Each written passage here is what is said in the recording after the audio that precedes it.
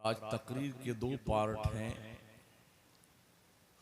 एक तो औलियाए किराम रिदवानुल्लाहि ताला अलैहिम अजमईन के हवाले से है और दूसरा पार्ट इल्मे दीन मुस्तफ़ा के हवाले से। गुजारिश ये है कि मेरी तकरीर में नारे मत लगाएं, जो मैं कुछ अर्ज करूं उसे गौर से सुनने की कोशिश फरमाएं।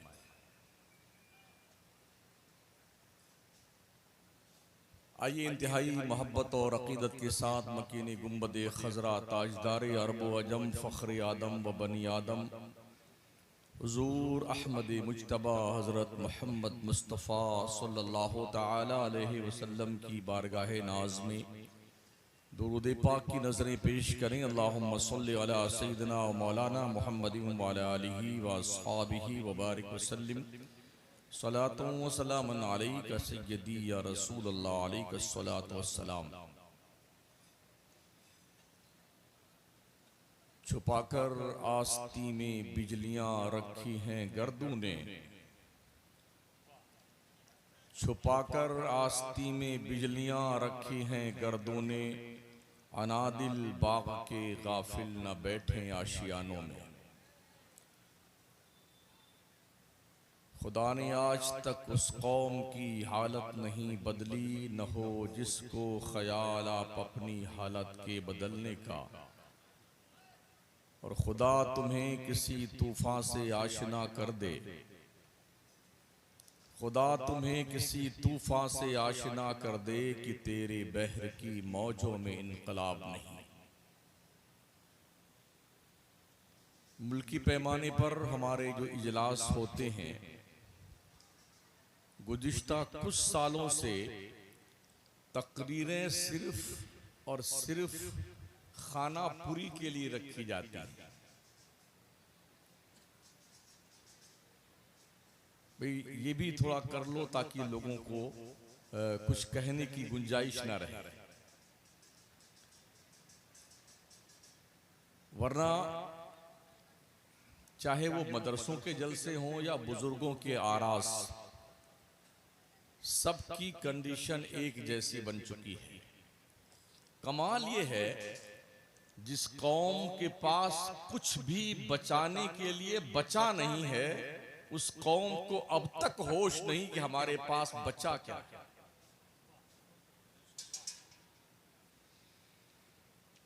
सरपंच की चौखट से लेकर के सदर जुमहूरिया की कुर्सी तक आप कहीं नहीं हैं, और फिर भी इतने फॉर्म में रहते हैं।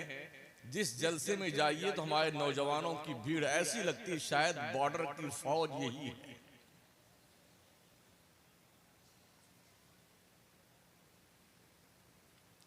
काश आपको पता होता, कश्मीर के तकरीबन 25,000 मुस्लिम नौजवानों को उठा के कहां फेंका गया, ना उनके बाप को पता है ना उनकी माओ को पता है। काश आपको एहसास होता कि नजीब की मां अब तक अपने गुमशुदा बेटे का इंतजार कर रही है। काश आपको एहसास होता तबरेज की बीबी अब तक अपने आंखों में आंसुओं का समंदर लिए बैठी है। काश आपको एहसास होता कि पहलू खान के पहलू में भी कोई धड़कता हुआ दिल था। काश आपको एहसास होता कि मेराजुद्दीन जो सरजमीनी राजस्थान के राजसमंद के इलाके में जिंदा जला दिया गया था, उसके भी घर पे कोई उसका इंतजार कर रहे हैं। इस तरह न जाने कितने हमारे मुस्लिम नौजवानों के साथ दरिंदगी का जीता जागता खेल खेला गया, और फिर भी हमारे जख्मों पर नमक छिड़कने वाले छिड़कते रहते हैं, और हम इतने खुश रहते हैं कि शायद हमारे मसीहा यही है, जिसे अपने जख्मों का खुद एहसास ना हो, जिसको कहते हैं मताए जिंदगी भी लुट गई, एहसास ज़िया भी जाता रहा। अभी इसी हफ्ते का एक पैगाम मौसूल हुआ संभल के इलाके से मुरादाबाद में। एक होटल में जब हुकूमत के कारिंदों ने रेड डाली ना, दर्जनों मुस्लिम बच्चियां जो यूनिवर्सिटी और कॉलेज में पढ़ती हैं वो वहां पर रंगे हाथों बेशर्मी और अय्याशी करते हुए पकड़ी गई। माँ बाप तो समझते हैं मेरी बच्ची, मेरी लाडली कॉलेज पढ़ रही है, यूनिवर्सिटी में पढ़ रही। काश माओ और बापों को ये पता होता, आबरू बेच करके ऐसे इल्म का सौदा अच्छा नहीं।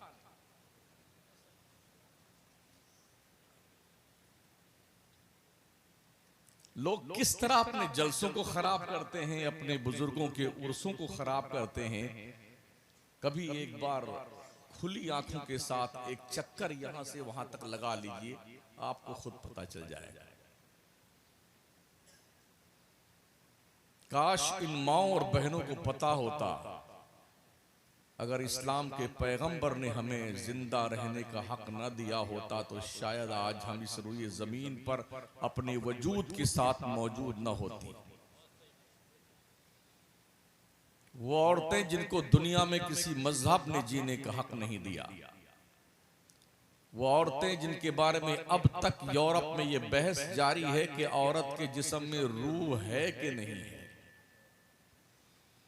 वो औरत जिसको यूरोप में इजराइल के लोग कहते हैं औरत एक चुड़ैल और शैतान है जो मर्दों को फंसाने के लिए पैदा की गई है, वो औरत जिस औरत को जीने का हक हमारे मुल्क हिंदुस्तान ने नहीं दिया था, अब वही राग अलापते हैं कि औरतों के सबसे बड़े हमदर्द और मसीहा हम ही हैं।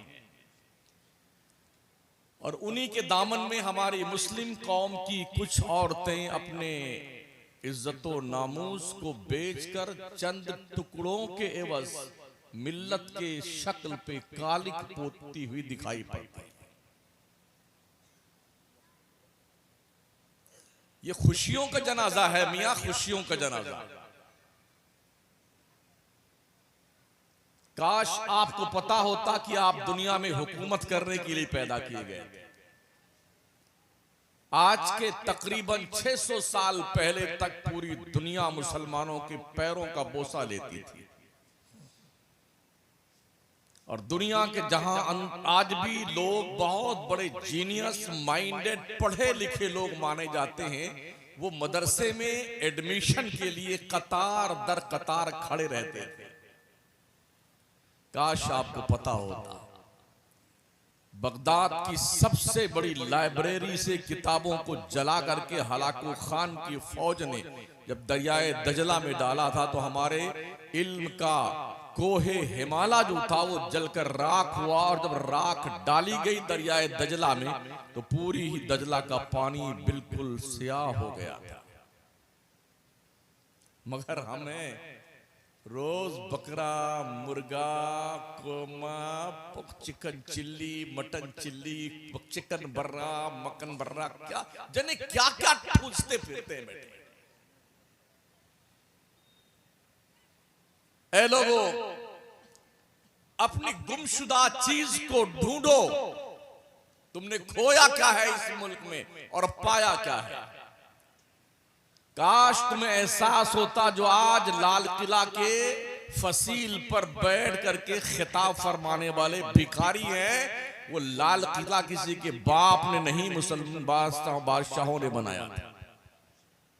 काश आपको पता होता कि अगर हमारे मुस्लिम बादशाहों की बनाई हुई धरोहर को देश से हटा दिया जाए तो सिर्फ नंगी नंगी तस्वीरें चारों तरफ दिखाई पड़ेगी जो मंदिरों के गेट पे नजर आती है। सोचिए और 100 बार सोचिए। जलसे तफरीह तबाह के लिए नहीं होते हैं, आवारा जहनियत के लिए नहीं होते हैं, गुंडागर्दी के लिए नहीं होते। पैसे खर्च होते हैं जलसों पे। खुदारा इन जलसों की अहमियत समझिए।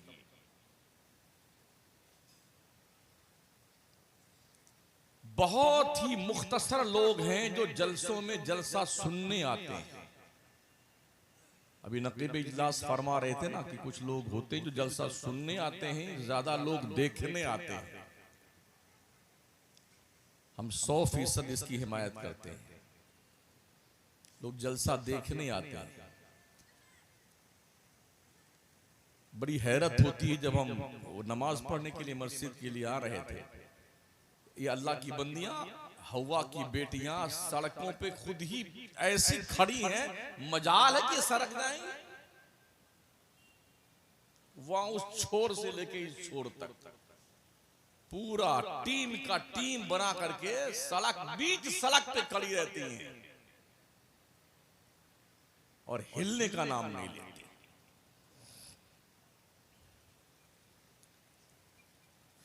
इंतजार कीजिए कि आपकी भी लाश कहीं ऐसा ना हो खाक खून में तड़पती हुई दिखाई पड़े। आप तो यूं बच जाते हैं कि आपके पास कोई लाइसेंस नहीं है। हम लोग चूंकि लाइसेंस रखते हैं ना, इधर टोपी है इधर दाढ़ी है, कुर्ता पजामा भी है, दूर से हम पहचाने जाते हैं कि मुसलमान है, और आपको पता ही नहीं होता कि आप हैं क्या। एक बस में, ट्रेन के डब्बे में, हालांकि दर्जनों मुसलमान होते होंगे, मगर जब कोई दाढ़ी वाला अकेले बैठा होता तो समझता यार शायद मैं पूरी बोगी में अकेला ही। उसे अपनी गुर्बत का कितना एहसास होता होगा उस वक्त। पंजाबी एक कौम है ना, जिस कौम ने वजूद उसका इतना है शायद दाल में नमक बराबर भी नहीं है, मगर लोगों हाल ये है, अगर 10 पंजाबी भी कहीं दिखते हैं ना तो वो एकजुट होकर रहते हैं। हजारों के मजमा में दुनिया बहुत ही हैरत से देखती है पंजाबी लोग हैं जो अपने आईडी प्रूफ के साथ खड़े हुए हैं। हमारी कौम का हाल ये है कि हमारी माएं बहनें सोना चांदी पहन पहन कर गहने और फिर फंक्शन में निकलती हैं। हमने पंजाब का दौरा किया हजरत, पंजाब के देखा औरतों ने जेवर नहीं पहने हुए हैं, उनके कान में सोने की हमने बालियां नहीं देखी हैं, हमने उनके नाक में कील नहीं देखी सोने की, हमने उनके हाथ में चूड़ियां सोने की नहीं देखी हैं।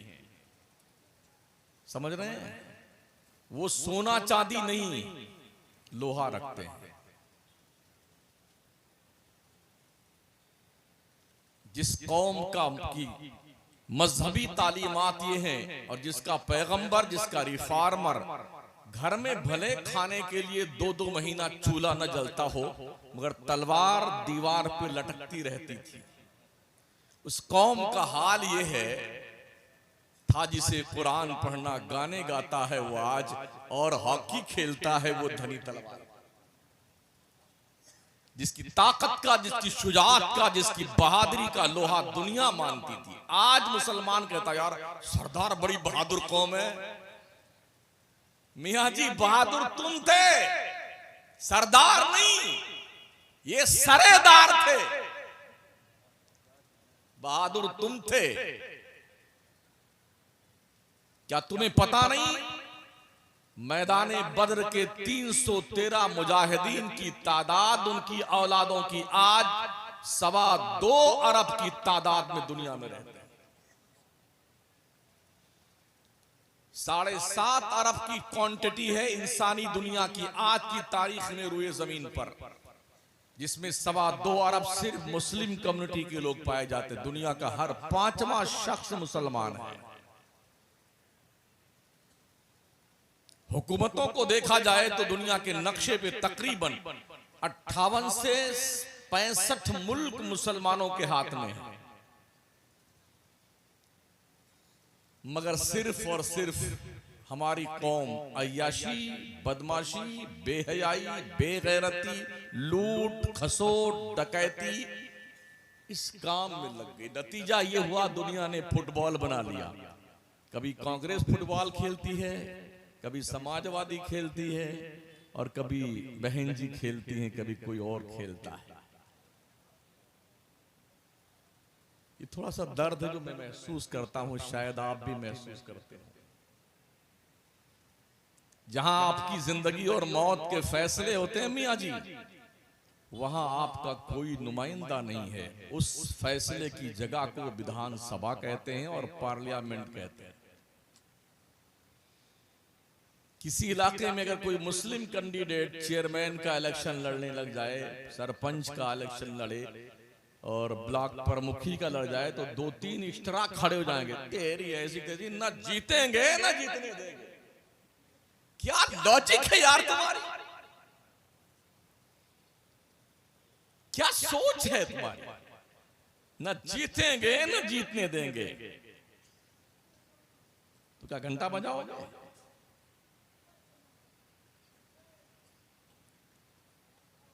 जवानों, अल्लाह ने तुम्हें नाचने के लिए नहीं पैदा किया है, तुम्हें अपने बहनों की इज्जत के तहफ्फुज के लिए सीना सिपर होने के लिए पैदा किया है। कौम मुस्लिम के जवानों, तुम्हें कुदरत ने इसलिए नहीं पैदा किया कि तुम खुद ही अपने माओ बहनों और बच्चियों के बीच में गुंडागर्दी का मुजाहरा करते फिरो। तुम्हारी जिम्मेदारी तो ये बनती थी, इस कोने से लेके उस कोने तक तुम खड़े रहते और बड़ी संजीदगी के साथ कोई भी ऐसी हरकत ना होने पाए हमारी माओ बहनों और बच्चियों के साथ में। तुम खुद भी इसमें मुलविस हो। ए मलमाशी तकमा तदीनो तदान, जैसा तुम करोगे वैसा ही तुम्हारा अंजाम होगा। बड़ों ने कहा है ना, जैसी करनी वैसी भरनी।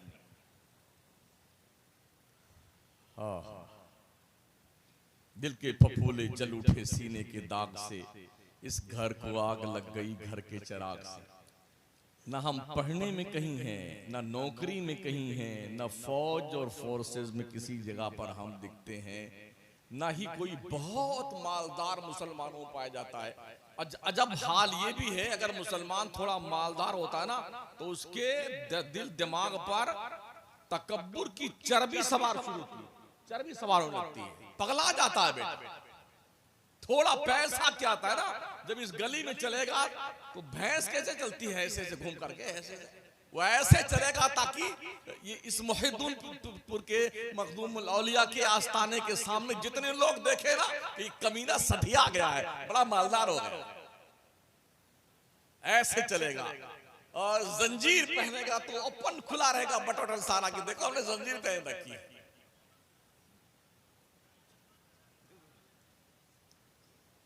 सोचो तुमने क्या खोया और क्या पाया।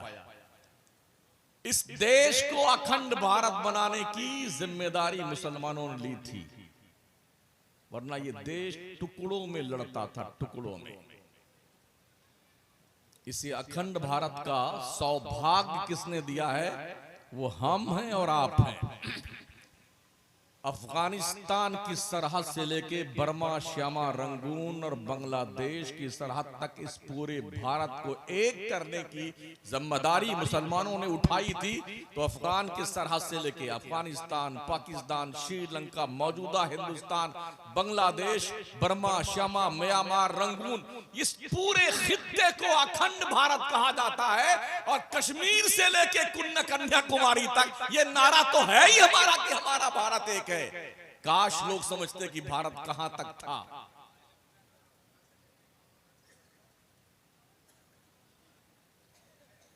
अल्लाह फरमाता, अल्लाह खिल्लाओ यौमैदिन बादुहुम लिबादिन अदुव्वुन इल्लल मुत्तकीन। कयामत के दिन तुम्हारे गहरे दोस्त भी तुम्हारे दुश्मन बन जाएंगे, मगर अल्लाह वालों की दोस्ती वहां भी काम आएगी। ये कुरान का जजमेंट है।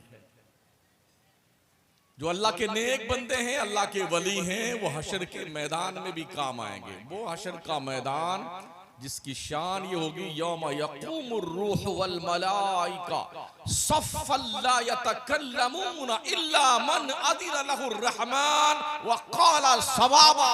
जहां लोग कांपते होंगे, लरजते होंगे, जिब्रील से लेके सारे लोग तक, वहां पर ये अल्लाह वाले तुम्हारी हिमायत करने आएंगे, तुम्हारी सिफारिश करने आएंगे, जिन्हें अल्लाह वाला कहा जाता। मगर सुन लो ओ बेपर्दा वलियों के चौखट पे आने वाली और तो कान खोल के सुन लो।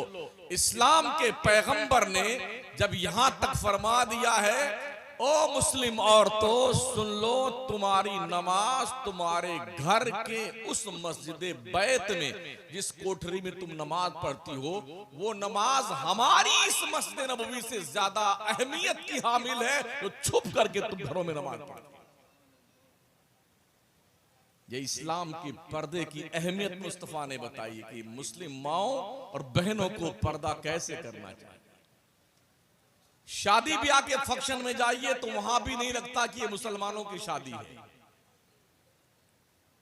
मज़ारों पे जाइए वहां भी नहीं लगता कि मुसलमानों के यहाँ लोग बसते हैं। अभी दिवाली के मौके पे अजमेर मोहल्ला मेरी हाजिरी हुई। मैं अहमदाबाद जा रहा तकरीर करने के लिए, हमने चलो हाजिरी लेते हैं। रेलवे स्टेशन से लेकर के दरगाह परिसर तक जैसे भेड़ बकरियां कुत्ते बिल्ली चारों तरफ लौटते रहते ना, ऐसे औरतों की 70% अक्सरियत थी। अल्लाह वालों की तुरबतें इसीलिए हैं, अल्लाह वालों के मज़ारात इसीलिए जहां तुम जाकर के खुशगप्पियां करो, जहां पहुंच करके तुम अपने आप को ओपनली तौर पर बेहयाई का मुजाहरा करो। क्या अल्लाह वालों की चौखट इसीलिए है? जब हमारा ईमान और अकीदा यह कहता है कि वली हमारे दिल की हर हरकत जानता है, हमारे महसूसात को जानता है, हमारी नियतों को जानता है, हम घर में से पुकारेंगे तो भी मखदूमुल औलिया सुनते हैं, तो फिर जरूरत कहां पेश आती है खवातीन को मखदूमुल औलिया के आस्ताने पर थक्कम पेल करते हुए बेहयाई का मुजाहरा करते हुए आने की कहां जरूरत पेश आती है?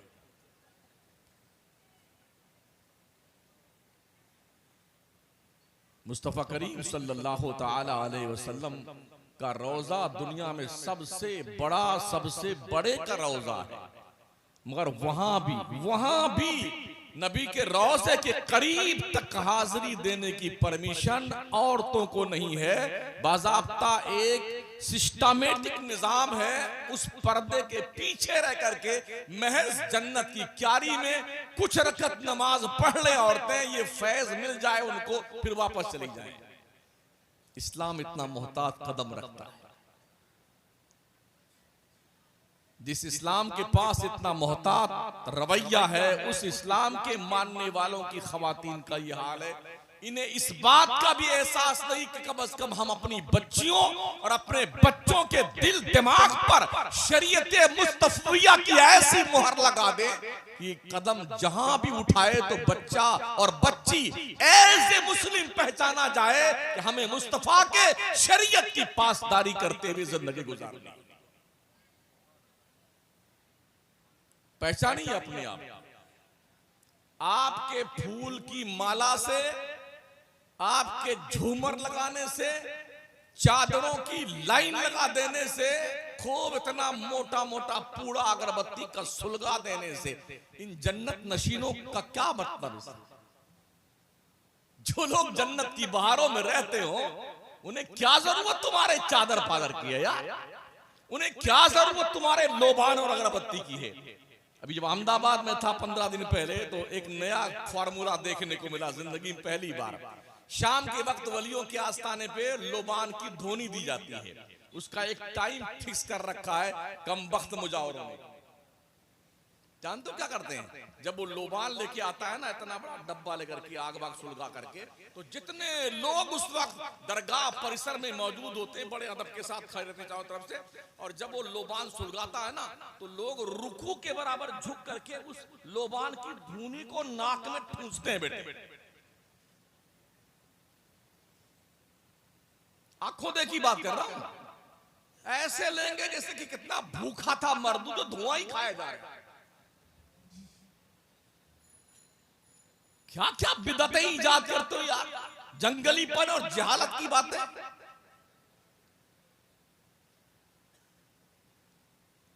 वैसे भी कब्रों और मजारों पे आग ले जाने की ममानात है, और जो आएगा इतना अगरबत्ती जला के वही ठूस के आ गया, सरहाने कहीं पैताने।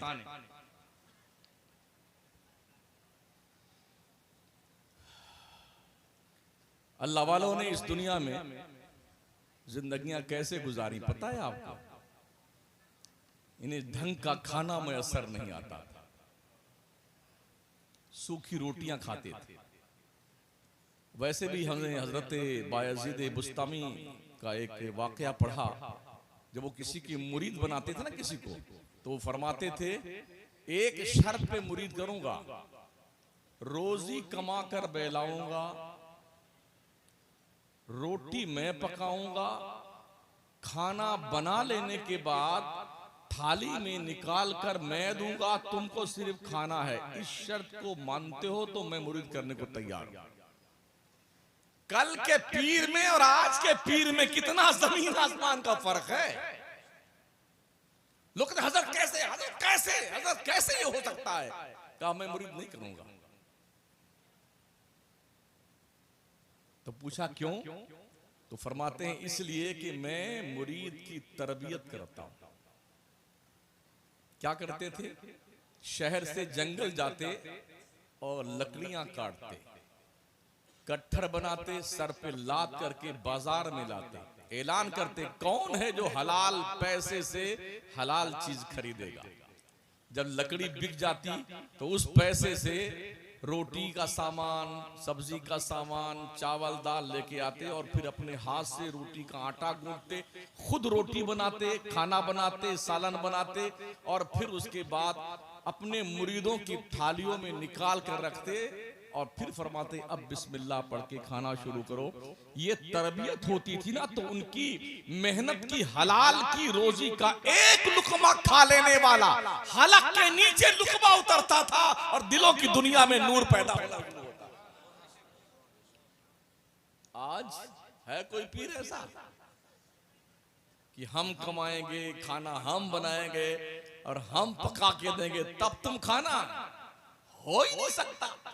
तुम कहां से लाते हो हमें कुछ मतलब नहीं है। कभी पूछता तक नहीं है पीर कि तेरा कमाई का सोर्स क्या है, बिजनेस क्या है, धंधा तेरा क्या है। जुए का सट्टा उट्टा तो नहीं करता है, कोई शराब का अड्डा तो नहीं चलाता है, सिनेमा हाउस तो तेरा नहीं, कुछ नहीं पूछता बेटा। खा पी करके तोंद पे हाथ वाथ फेर करके नजराना लेके रवाना। इल्ला माशा। हमें कैसे इस्लाह हो? जिनकी जिम्मेदारी इस्लाह करने की थी उन्होंने खुद अपने दिल को गंदा कर रखा है। दिल को गंदा कर रखा है। सिर्फ कपड़े नहीं गंदे होते हैं, दिल भी गंदा होता है। कपड़े जब गंदे हो जाते हैं ना, वो तो बहुत सारे सामान हैं दुनिया में जिसको लगा के धोया जा सकता है। दिल जब गंदा होता है ना, तो वो लिक्विड से नहीं धुला जाता है, शर्मिंदगी के आंसुओं से धोया जाता है। रो रो करके निदामत के आंसू बहाए जाते हैं, तब गुनाहों के धब्बे धुलते हैं। कभी रोते हैं आप अपने गुनाहों पर? कभी रब का खौफ गालिब आता है आप पर? कभी नहीं। रोया कीजिए तन्हाई में। और जिस तरह दिन भर कमाई करके शाम को जोड़ने के बाद फिर सोते हो, इतना नोट 10 का है, इतना 50 का है, इतना 100 का है, इतना 1000 का है, इतना 2000 का, इतना 500 का है, तो अच्छा इतना मुनाफा हुआ, इतना नुकसान हुआ, इतना बचत, ये वगैरह वगैरह। फिर सोते हैं ना दुकानदार लोग। ऐसे ही सोने से पहले दिन भर के गुनाहों को कैलकुलेट कीजिए, एक रजिस्टर बनाइए। सोने से पहले नेकियां दिन भर की और गुनाह दिन भर के नोट कीजिए। और एक दिन ऐसा आएगा जब गुनाहों का दफ्तर भर जाएगा, तो शायद तेरा ज़मीर तुझे मलामत करे, जालिम, अब तेरे पास नेकियों का जखीरा बहुत कम रह गया है। अब भी शर्म कर अपने परवरदिगार से। मुमकिन है दिल को महमीज लगे और बंदे की आंखों से अश्क के सैले रवां जारी हो और नदामत के आंसू गुनाहों के धब्बों को धुल करके उन्हें पाक बाजों में दाखिल कर दिया जाए। कभी ऐसा करके देखिए। हलाल कमाई, वलायत का पहला जीना रिज़्क़ हलाल है। दूसरा सिद्क़े मकाल है, हलाल खाओ और सच बोलो। अगर इस दो जीने को वली इस्तेमाल नहीं करता है तो वली कभी नहीं हो सकता है। हलाल खाना और सच बोलना। और याद रहे, सच वही बोलेगा जो हलाल खाएगा। तो इसलिए सूफिया ने पहली शर्त रखी है, हलाल खाना हलाल। रब ने भी नहीं फरमाया या अय्युहल्लज़ीना आमनू कुलू मिन तय्यिबाति मा रज़क़नाकुम, ओ ईमान वालों हमारी दी हुई हलाल रोजी खाओ, पाक रोजी खाओ। लेकिन हम इस बात का एहसास नहीं करते। माले मशकूक शुबह का एक लुकमा अगर पेट में चला जाए ना, 40 दिन के इबादत की लज्जत छीन ली जाती है। और जो बिल्कुल हड़ हराम खाए, फिर उसके इबादत का हाल क्या होगा।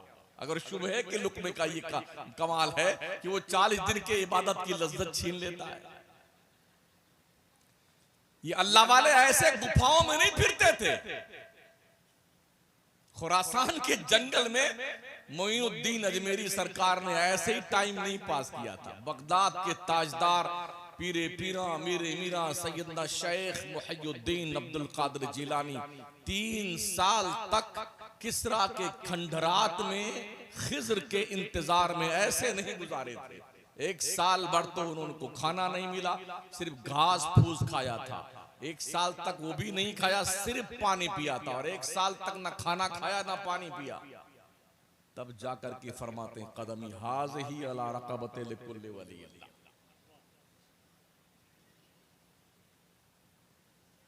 इतनी तपस्या करने के बाद ये रुतबे अल्लाह अता फरमाता है। वैसे दुनिया में देख लें, जितना हाई फाई डिग्री होती है ना, उसका इम्तिहान उतना ही टफ होता है। होम गार्ड का 10वीं पास है, चलिए हो जाइए भर्ती।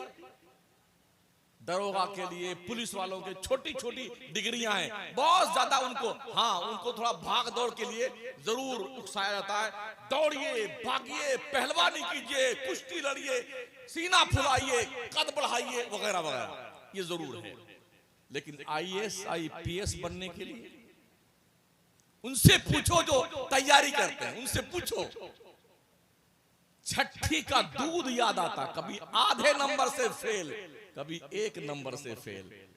साल भर तैयारी करने के बाद, लाखों रुपया खर्च करने के बाद अगर आधे नंबर से फेल कर दिया जाए, उसके दिल पर क्या गुजरती होगी। तो जितना ऊंचा रुतबा होता है, जितनी ऊपर की ग्रेड होती है, जितनी हाई पोस्ट होती है, उसके इम्तिहानात उतने ही सख्त होते हैं। ऐसे ही हूबहू वलियों के दर्जात और मनाजिल और मरातिब है। हल्का फुल्का होता है, सालिक होता है, मजजूब होता है, वासिल होता है। इस तरह से शरीयत, तरीक़ात, हकीकत, मारफत, कहां से गुजरने के बाद फिर कोई मोइनुद्दीन अजमेरी बनता है, और फिर कोई कुतुबुल इरशाद के मर्तबे पे गौस बन के फाइज होता है। आप क्या समझते हैं हर चरस पीने वाला, गांजा पीने वाला बड़ा पहुंचा हुआ बुजुर्ग है, बड़ा पहुंचा हुआ बुजुर्ग है, जो मरदूद नहाना ना जाने। हज़रत 6 महीने खबीस नहाते नहीं है, 6 महीने नहीं नहाते। जिंदा शाह मदार के जाके देखो ना, इतना बड़ा पकड़ा उनका बाल, 2-2, 3-3 यूं पकड़ के चलते हैं, और इतना बदबू करता कमबख्त। अगर वो गैरे खसी किया हुआ बकरा गुजर जाए तो कम से कम दिन भर ये रास्ता बदबू करेगा। वो मरदूद जहां गुजर जाए ना, कम से कम 3 दिन बदबू करता है। लोग अरे क्या अल्लाह वाला है, अल्लाह वाला, और ऐसे दौड़ता हमारा सुन्नी हजरत। अरे रात कुछ करम कीजिए। अरे ओ लोगों, अकल के यतीमों, इन पाखंडियों से लाखों गुना दर्जा तुम्हारी माँ और तुम्हारे बाप का है। इनके रुतबे मंसूस मिन अल्लाह, मंसूस मिन रसूल है। हमने पूरे कुरान का मुताला किया, अहादीस के कुतुब को खंगाल कर देखा, हमें कहीं भी किसी पीर का जिक्र नहीं मिला, किसी पीर का जिक्र। हाँ, जब माओ का मकाम देखने को मिलता है ना, अल्लाह अल्लाह, तो पढ़ने को मिला कि खुदा ने जन्नत को खींचकर माँ के कदम के नीचे रख दिया।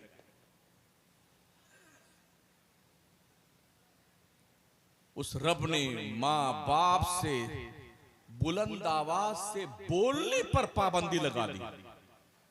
वइम्मा यबलुगन्ना इंदकल किबर अहदुहुमा औ किलाहुमा फला तकुल लहुमा उफ़्फ़िन वला तन्हरहुमा वक़ुल लहुमा क़ौलन करीमा।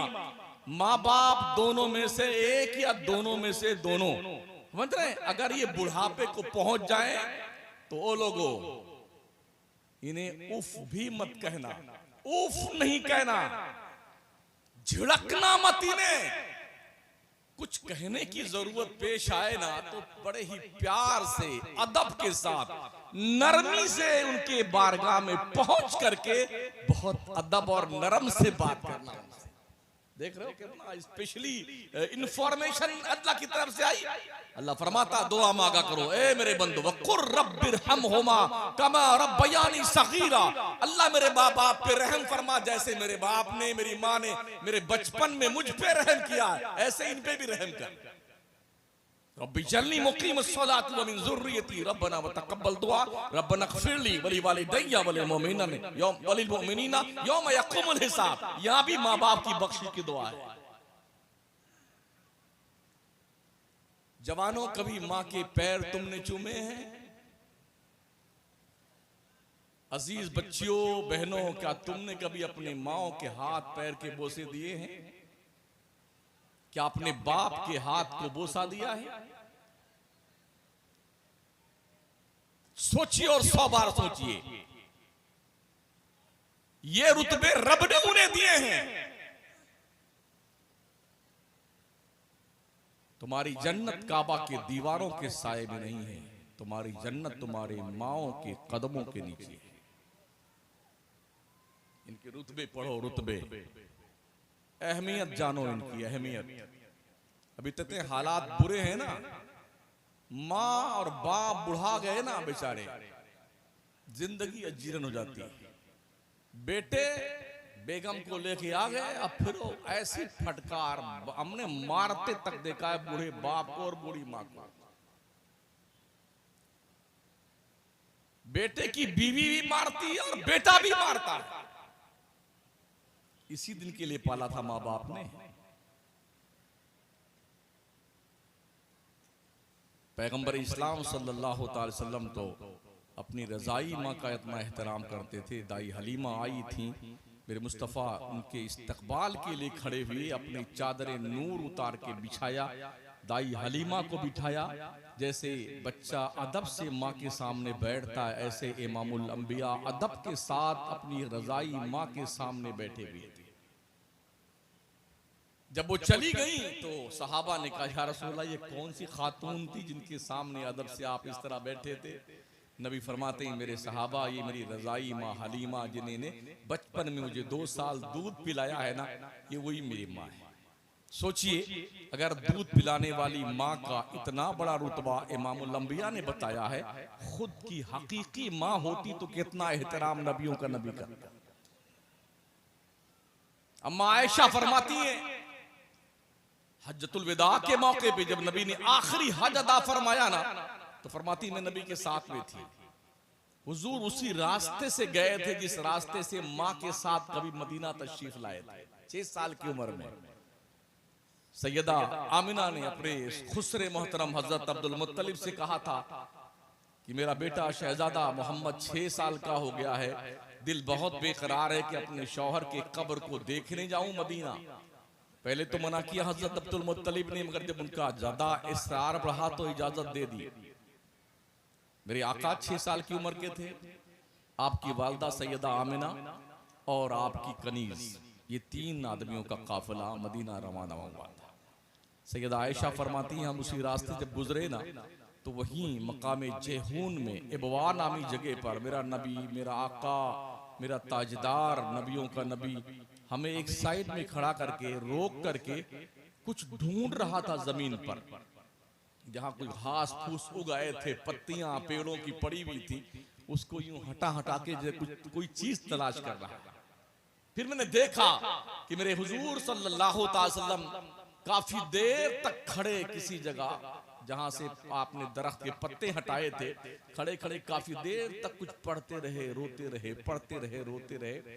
फिर रोते हुए हमारे पास आए तो हमने भी वैसे ही रोना शुरू कर दिया जैसे नबी रो रहे।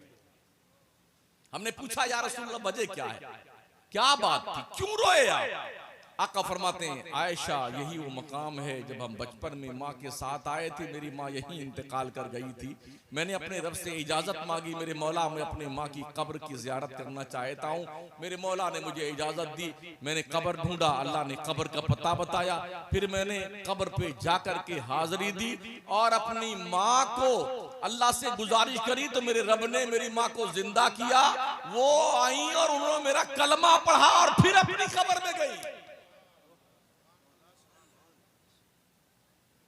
कितना मोहब्बत है माँ से मेरे नबी को। मेरे हुजूर बहुत रोए थे जब माँ का इंतकाल हुआ था, क्योंकि बाप का चेहरा नहीं देखा था ना, माँ के पेट में थे तभी बाप का इंतकाल हो गया था, और अभी 6 साल के हुए कि माँ का साया भी अल्लाह ने वापस दे लिया।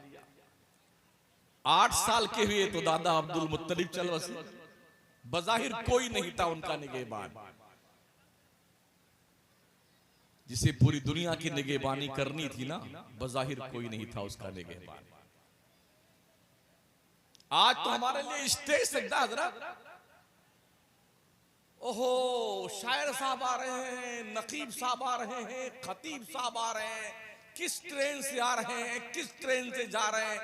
हजरत बुजुर्ग हस्ती तशरीफ बताइए, हम जैसे खताकारों के लिए ये वहां सिवानी स्टेशन पे आ गए मुझे लेने के लिए, अल्लामा असलम साहब वो भी तशरीफ ले आए, गाड़ी लेके आए, खाने पीने चाय पानी नाश्ता फाश्ता कितना सारा इंतजाम दोस्तों ने किया,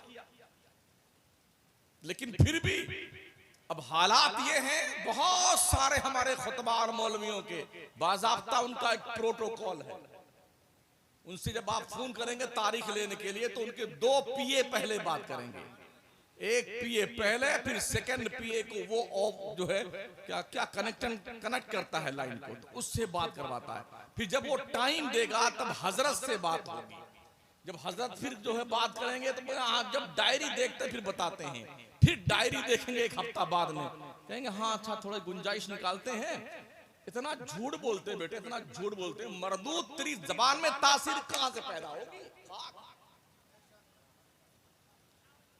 फिर क्या कहते हैं, अच्छा हम तारीख तो देंगे, मजमा कितना इकट्ठा कर लो, तो तुझे तेरी औकात का पता नहीं है कितने लोग आएंगे तुझे सुनने के लिए, कितना मजमा इकट्ठा कर लोगे, कौन सी गाड़ी लेके मुझे लेने के लिए रिसीव करने आओगे, ऐसी गाड़ी लाना कि बीच में खुला रहे और मैं उसी में ऐसे खड़ा रहूं मूर्ति की तरह। क्या है ये? हमारा नबी जब ताइफ में गया था खिताब करने के लिए, लोगों ने पत्थर बरसाए थे, आज हमें फूल की माला पहनाई गई। ये इस टोपी का कोई असर नहीं है, ये उस इल्मे दीन मुस्तफा की खैरात है जो अल्लाह ने अपने करम से हमें अता फरमाई, उलमा को अता की है, हमारा कोई इसमें अमल दखल नहीं है।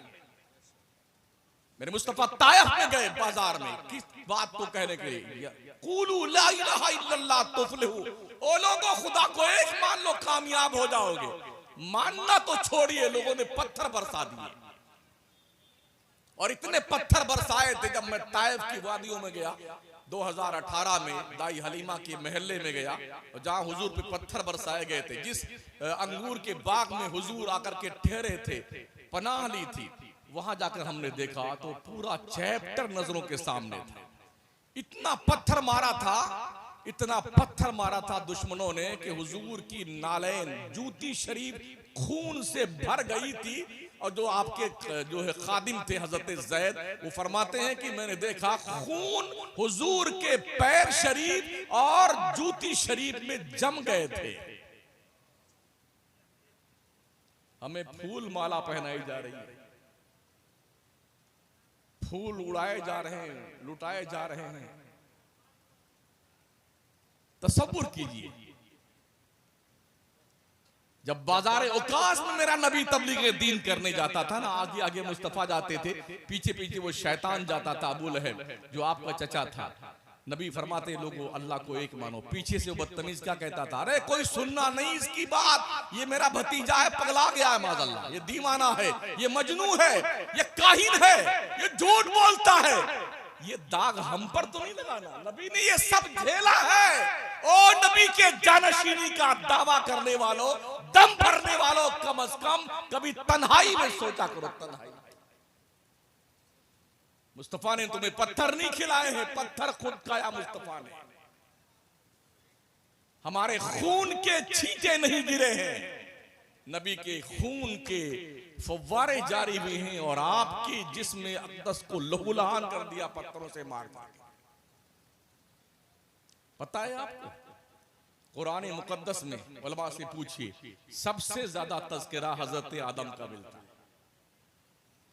सबसे ज्यादा तज़किरा हजरत इब्राहिम का मिलता है, सबसे ज्यादा तज़किरा हजरत मूसा का मिलता है। आखिर इन तीन नबियों का ही जिक्र ज्यादा क्यों है? कमोबेश 1,24,000 अंबिया तशरीफ लाए, इन तीन नबियों का ज्यादा जिक्र कुरान में क्यों मिलता है पता है आपको? इसलिए उस वक्त जितनी कौमें थी दुनिया में, जब मेरा नबी नबूवत का दावा कर रहा था, इन तीन बातों पे मुत्तफिक थे सब। हम आदम की औलाद हैं, दीन हनीफ के मानने वाले हैं, हजरत मूसा की उम्मती। ये तीन चीजों पर मुत्तफिक थे सारे लोग। तो हमारे नबी ने जहां भी पैगाम पहुंचाया ना, पहले आदम का जिक्र किया, फिर इब्राहिम का जिक्र किया है, फिर मूसा का जिक्र किया। जब वो लोग सुनते, अरे यार ये तो अपने नबी होने का दावा करता है और हमारे नबी को भी मानता है, हम जिसको पैगंबर मानते उसे भी ये पैगंबर मानता है। जब हुजूर देखते कि ये सुन करके कुछ नरम बंदे हैं, तो अब यहां से सुनिए आप, मेरे नबी अपना पैगाम पेश करते। अब पढ़िए, उदू इला सबीली रब्बिका बिल हिकमति वल मौइज़तिल हसना। नबी ने हिकमत के साथ मौइज़े हसना के जरिए से लोगों को दीन के करीब बुलाया। और हम, अरे खबीस मर्दूस शैतान वाबड़ा, तेरे मुंह में कीड़े पड़े, कब्र में पड़े, ये तबलीग का तरीका है? कितने हमारे अनाउंसर हैं, डाल दो खौलता पानी, उसके मुंह में सरिया घुसा दो। अभी हमने बनारस में कहा, भाई साहब घुसा के देखिए ना, जमहूरी मुल्क है हिंदुस्तान, इतना कूटे जाओगे ना, टोपी का पता नहीं चलेगा ना कुर्ते पता चलेगा, पगले के। दलाइल की दुनिया में आइए ना यार, ये बकवासें वो करते हैं जिनके पास दलीलें नहीं होती हैं। हम पूरे मुल्क में चैलेंज करके बोलते हैं, कोई माई का लाल। हमारे जो मामूलात और मोतकदात हैं, आला हज़रत के मसलक की रोशनी में अल्हम्दुलिल्लाह हम उस पर कुरान और हदीस से दलीलें रखते हैं। आज तक कोई माई का लाल नहीं आया। जगदीश 2 मरतबा हमारे मकराने में आया, तीसरी मरतबा उसकी नानी याद दिला दी, मैंने बेटा अब तक नहीं गया, 8 साल गुजरने हुए, अब जेल में है। जरूरत इस बात की है कि हम दीन की तबलीग करना सीखें। दीन की तबलीग होती कैसे? जो इमाम है वह इमामत में फूला चल रहा है, हम तो इमाम हैं। अगर कोई मुक्तदी मान लो 2-4 दिन नहीं आया, तो आपकी जिम्मेदारी बनती, घर जाइए उसके, कहीं बीमार तो नहीं है।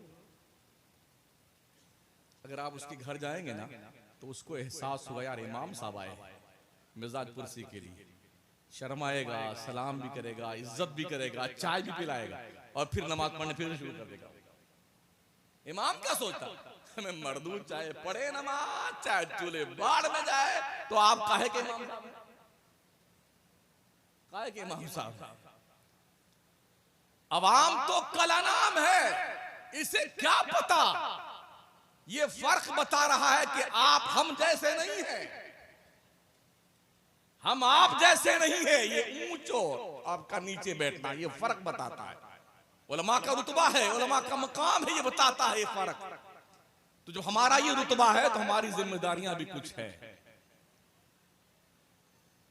डिग्री IAS की बड़ी होती है तो जिम्मेदारी उसकी होती है। प्रधानमंत्री एक लफ्ज नहीं बोल पाता है, अगर IAS अफसर लिख के ना दे तो बोल पाएगा? अरे सिट्टी पिट्टी गुम हो गई थी अभी 2 महीना पहले, वो कान में अरे यूं कर रहे थे हमारे महोदय जी, कनेक्शन कर गया था, तो सारी हवाई भाई भूल गए, भाइयों बहनों कहानी खत्म हो गई। कमाल है यार, कमाल। जो अब तक अपनी डिग्री नहीं दिखा पाया वो दूसरों से डिग्री का मुतालबा करता है। अजब रंग है दुनिया। नेताओं के 10 बच्चे पैदा हो जाएं फिर भी मुख्यमंत्री बन जाता है, मिनिस्टर बन जाता है। और आम जनता अगर 2 बच्चे से ज्यादा तीसरा बच्चा अगर हो गया ना, नहीं नौकरी नहीं मिलेगी, वंचित। यही है ना। और वैसे भी माशाल्लाह हमारे बच्चे बहुत ज्यादा होते हैं। दीवारों पे नारे लिखे, परेशान हमारा मुल्क परेशान है। मुसलमानों की 4-4 बीबियां हैं। अरे यार एक ही में नमक तेल लकड़ी का पता चल जाता है, तुम 4 की बात करते हो। अगर सर्वे किया जाए ना तो मुसलमानों के पास तो शायद 1% होगा जिसके पास कोई 2 या 3 बीबी हो, समझ रहे हैं? और इनके पास आपको 10% मिलेगा जो इनके यहाँ है, 4-4 5-5 बीबी। लेकिन निशाना हम पर ही है। फिर लिखते हैं पहला बच्चा जल्दी नहीं, दूसरा अभी नहीं, तीसरा कभी नहीं। दूसरा बच्चा कब? पहला पढ़ने जाए तब। परिवार नियोजन, भरपेट भोजन। हमने यार एक ही रास्ता है मुसलमानों के बच्चों के कम करने का, जनरेशन कम करने का। हमारी आबादी के हिसाब से हमें नौकरी दे दो, परसेंटेज के हिसाब से। हम सुबह काम करने जाएंगे, दिन भर काम करते करते थक जाएंगे, शाम को लौटेंगे, खा पी के जल्दी सो जाएंगे। अगर तुमने हमारे आबादी के हिसाब से नौकरी नहीं दी तो ये रही हमारी कंपनी, ये रहा हमारा होमवर्क। इतना माल तैयार कर देंगे मार्केट में, फिर हम रहेंगे, तुम्हारा पता नहीं चलेगा। हम रहेंगे। हम दीवार की तैयारी नहीं पढ़ते, हम दो हमारे दो। हम तो पढ़ते हैं, मेरा मुस्तफा कहता है तज़व्वजुल वदूदल वलूद फ़इन्नी मुकासिरुम बिकुमुल उमम। शादी ऐसी औरत से करो जिसके ज्यादा बच्चे पैदा हो। क्यों? आका फरमाते इसलिए हशर के मैदान में सारे नबियों के उम्मतों की 120 लाइन लगेगी, लाइन कतार 120। आका फरमाते हैं 80 लाइन तन्हा मेरी उम्मत की होगी, 40 में सारे नबी, 80 का मैं अकेला मालिक। तो हम तो वो 80 पूरी करने में लगे। हमने कौन सा पढ़ना दीवारों की तहरीर। अदब के साथ किसी की शादी हो जाती है ना, अगर मान लो बच्चे अभी नहीं हो रहे हैं ना, तो पूरे गांव की महल्ले की औरतें अल्लाह अल्लाह तौबा तौबा, अल्लाह जाने किस में कमी है, जाने किस में कमी। दोनों पगला जाते हैं बेचारे, यहाँ वहां तेल भभूत पलीर, ये चलो ये गाड़ो, जमीन में गाड़ दो, मजार पे लटकाओ, बाजार में लटका लो, वो कांटे वाले दरख्त पे लटका दो, मछली के मुंह में डाल दो, कब्र में ठूंस के आ जाओ। इससे भी नहीं तो यहां से कहां जाकर के बेटे खूब दवा इलाज कर लेंगे। अगर उम्मीद बंधी ना कि कोई बच्चा है कुछ अंदर, या अल्लाह लड़का होना चाहिए, या अल्लाह लड़का होना चाहिए, तो लड़की ने तेरी खबर खोदा है क्या? लड़की ने तेरी खबर खोदा, क्यों? लड़की क्यों नहीं होना चाहिए? मान लो अगर किसी के 3-4 लड़कियां लगातार हो गई ना तो पूरा घर, अरे नकटी कहां से आ गई, लड़की ही लड़की इसकी होती है। क्या लॉजिक है यार, क्या पागलपन है, क्या जुनून है।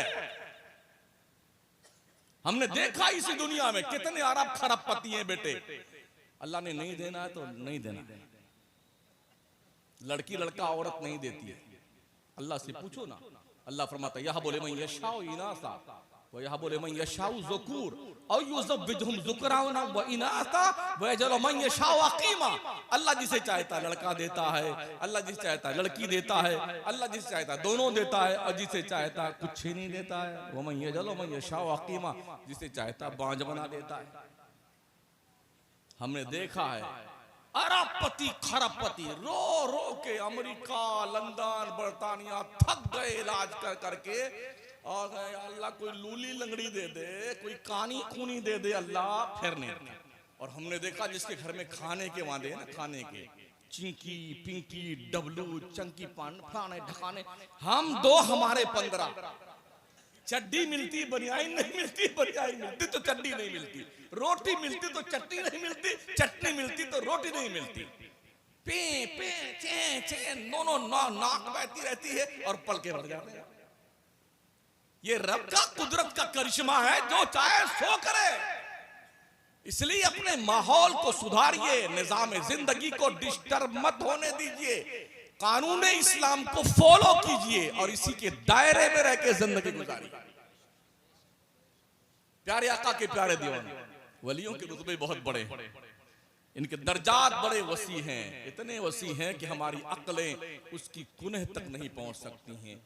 विलायत नमाज पढ़ने से नहीं मिलती है, विलायत इंतखाब इलाही का नाम, सेलेक्टेड कैंडिडेट, चुना हुआ नुमाइंदा जिसे आप चुनते हैं, क्या वो आप जैसा रह जाता है? बोलो बोलो ना यार। कोई प्रधान जी हो, कोई जी जनाबे वाला ब्लॉक प्रमुख हो, कोई और जो इससे MLA साहब हो, MP साहब हो, जब तक ये इसको चुना नहीं था ना आपने, कुत्ते बिल्ली की तरह गली कुची में मारा मारा फिरता था बेटा। और जब आपने चुन लिया तो हो, अब जब वो हवा भी खारिज करता है ना, तो पत्रकार लेकर घूमता, लिखिए आज MLA महोदय ने हवा खारिज करवाया। गलत तो नहीं कहता, यही होता है। आप जिसे चुनते हैं वो आप जैसा नहीं रहता है, और जिनको अल्लाह चुन लेता है कि वो आप जैसे रहते हैं। जिनको अल्लाह चुने वो आप जैसे कैसे रह सकते हैं? मेरे आला हज़रत बातें, जात हुई इंतखाब, वस्फ हुए लाजवाब, नाम हुआ मुस्तफा, तुम पे करोड़ों दरूद। मुस्तफा की मीनिंग क्या है? सेलेक्टेड, चुना हुआ, वो नुमाइंदा जिसे रब ने चुना है। हम तो एक क्षेत्र में चुनते हैं, रब ने 18,000 आलम में चुना है। यहां वोटों की गिनती करने के लिए EVM भी फेल हो जाए। जितने वोट से अल्लाह इनको चुनता, अल्लाह वाला, जो आज कब्रों में सो रहे हैं।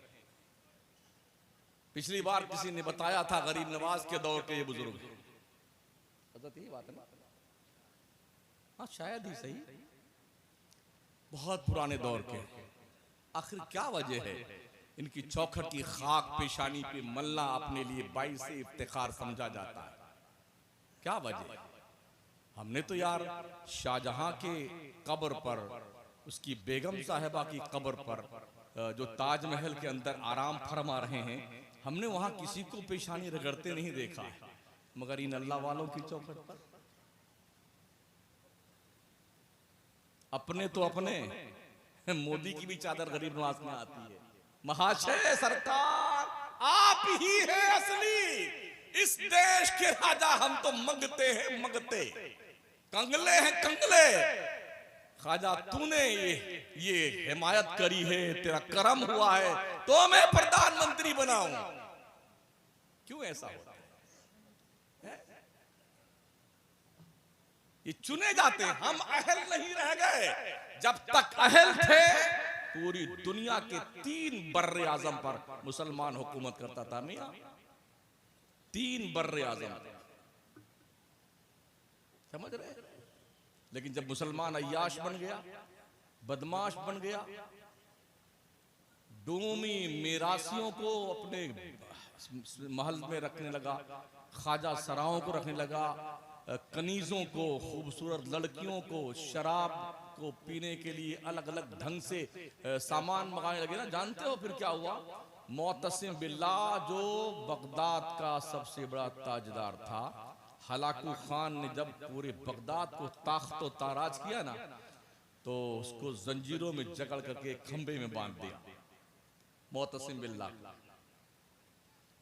खाना खाने का वक्त आया तो उसने एक सादा सा दस्तरखान बिछा करके सादा सादा खाना खाना शुरू किया। बादशाह मोतसिम बिल्लाह के सामने खाने के लिए जानते हो क्या भेजा था? रोटी नहीं भेजी थी, सोने की तश्तरी में हीरे जवाहरात जमर्रद याकूत लाला ये सब भर करके थाली का खाओ इसे। मोतसिम बिल्लाह ने कहा कोई हीरे जवाहरात खाता है, कोई सोने चांदी खाता है? तो हलाकू ने कहा फिर तुमने ये जमा क्यों किया? तुमने ये पैसे अपनी फोर्स पर क्यों इस्तेमाल नहीं किए? तुमने अपने फौजियों को ये पैसे क्यों नहीं दिए ताकि तुम्हारी फौज जान लड़ा के हमारी फौज से लड़ती? नजर घुमा के महल के मोटे मोटे दरवाजों को देखा, लोहे का जालिम, तूने इन लोहे को गला करके तीर क्यों नहीं बरवाए ताकि तेरी फौज मेरे फौज पे तीर की बारिशें करती? कहा ये मर्जी अल्लाह की थी।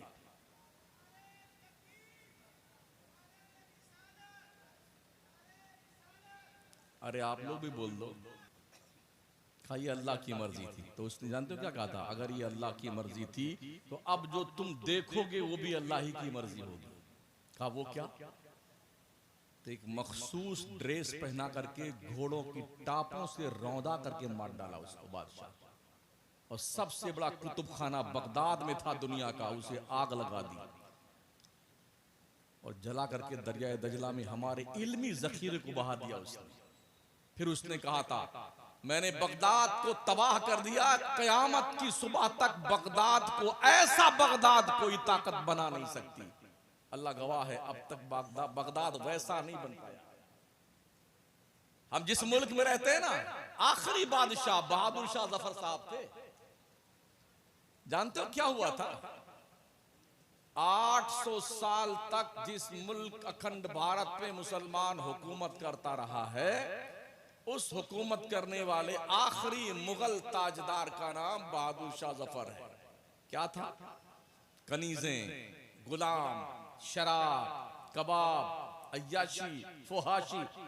जब पुर्तगालियों अंग्रेजों की फौज दिल्ली के सरहद में दाखिल हो रही थी तो दिल्ली की हर गली में मुशायरा चल रहा था, वाह जिंदाबाद जिंदाबाद, दोबारा इरशाद तिबर्रा इरशाद। ऐसा कूटा ना, ऐसा कूटा बेटों को, बांध कर रखा बहादुर शाह जफर को। और जब सुबह नाश्ते का वक्त आया, दोनों बेटों को ज़िबा किया अंग्रेजों ने। और ज़िबा करने के बाद तश्तरी में खून आलूद सर रखा, बहादुर शाह जफर के सामने पेश किया, का नाश्ता कीजिए इसका। जब मुस्लिम कौम अपनी औकात भूली है तो दुनिया के लोगों ने इन्हें इनकी औकात बताई है। हम क्यों आज बेदस्तो पा हैं, ये यही वजह है। जब यूरोप में इल्म फन के बम फट रहे थे, बम, तो हमारे अखंड भारत का एक बादशाह अपनी बेगम की याद में हजारों करोड़ रुपए का ताजमहल बना रहा था। जब यूरोप में तहकीक गाहें, रिसर्च के स्कूल और इंस्टीट्यूट कायम हो रहे थे, तो हमारे यहाँ तबला वादक बिस्मिल्लाह, तानसेन गवैये के नए नए तर्ज पर जो है ताने बाने बुने जा रहे थे और अय्याशियों की सेज सजाई जा रही थी। ये मदरसे का भी जलसा है। जिन मदरसों को हमारी कौम ने नेगलेक्ट कर दिया, बड़ी हकीर नजर से लोग मदरसों को देखते हैं। मियाँ जी, इस देश के मांग में सिंदूर भरने वाले का नाम डॉक्टर, इंजीनियर, लॉयर नहीं है, अल्लामा फजल हक खैराबादी। ये उलमा की कुर्बानियां थी, देश आजाद हुआ। तकरीबन 37,000 उलमाए किराम को दिल्ली से कराची तक शेर शाह सूरी रोड पर हर दरख्त पर एक आलिम की लाश लटकी हुई थी। तब जाकर के हमारे देश को आजादी मिली थी। जो भिखारी लोग थे आज वो हाकिम बन गए, तुम्हारा क्या हिस्सा है? और ऐसा बेवकूफ बनाते देशवासियों को, भांग पिला दिया है धर्म का, झुंझुना पकड़ा दिया, पगलाए फिरते रहो, हैं? पगलाए फिरते रहो। लड़ते रहो मरते रहो। हमारे बच्चे तो पढ़ेंगे इंग्लैंड में, बर्तानिया में, कनाडा में, जर्मनी में, और तुम मरो कटो लड़ो बस। ये धर्म वो धर्म, ये धर्म वो धर्म, यही हो रहा है। 8 साल से पगलाए हुए हैं लोग, 8 साल से। हमें का कोई एक बादशाह 800 साल में एक भी पगला गया होता ना तो नक्शा दूसरा होता। शुक्र मनाओ कोई पगलाया नहीं, इसलिए कि इस्लाम जबरदस्ती का मुसलमान एक्सेप्ट नहीं करता। ला इकराहा फिद्दीन, दीन में जबरदस्ती नहीं है। अगर कोई जबरदस्ती किसी को मुसलमान बना दे ना तो मुसलमान माना ही नहीं जाता है। अल्लामा अहमद सईद काज़मी रहमतुल्लाह अलैह, गजाली दौरा, पाकिस्तान की सरजमीन के आलिम दीन, कभी हिंदुस्तान के हुआ करते थे। उनके शहजादे अल्लामा अहमद हामिद सईद काज़मी से मेरी मुलाकात जब दुबई में हुई 1994 के लास्ट में, तो अपना एक वाकया उन्होंने सुनाया कि मौलाना मैं यूरोप गया था एक मुल्क में, मैंने सुना वहाँ एक बहुत बड़ा काबिल आदमी, पढ़ा लिखा आदमी, ईसाई जो था वो मुसलमान हो गया। तो फरमाते मेरी तजस्सुस था कि मैं उससे मिलूं और ये पूछूं तू मुसलमान क्यों हुआ। बड़ी दिक्कत लोग पैदा करें, अरे इस्लाम तलवार से फैला है, ये धर्म परिवर्तन लोग करवा रहे हैं। कितनी बड़ी बेवकूफी है।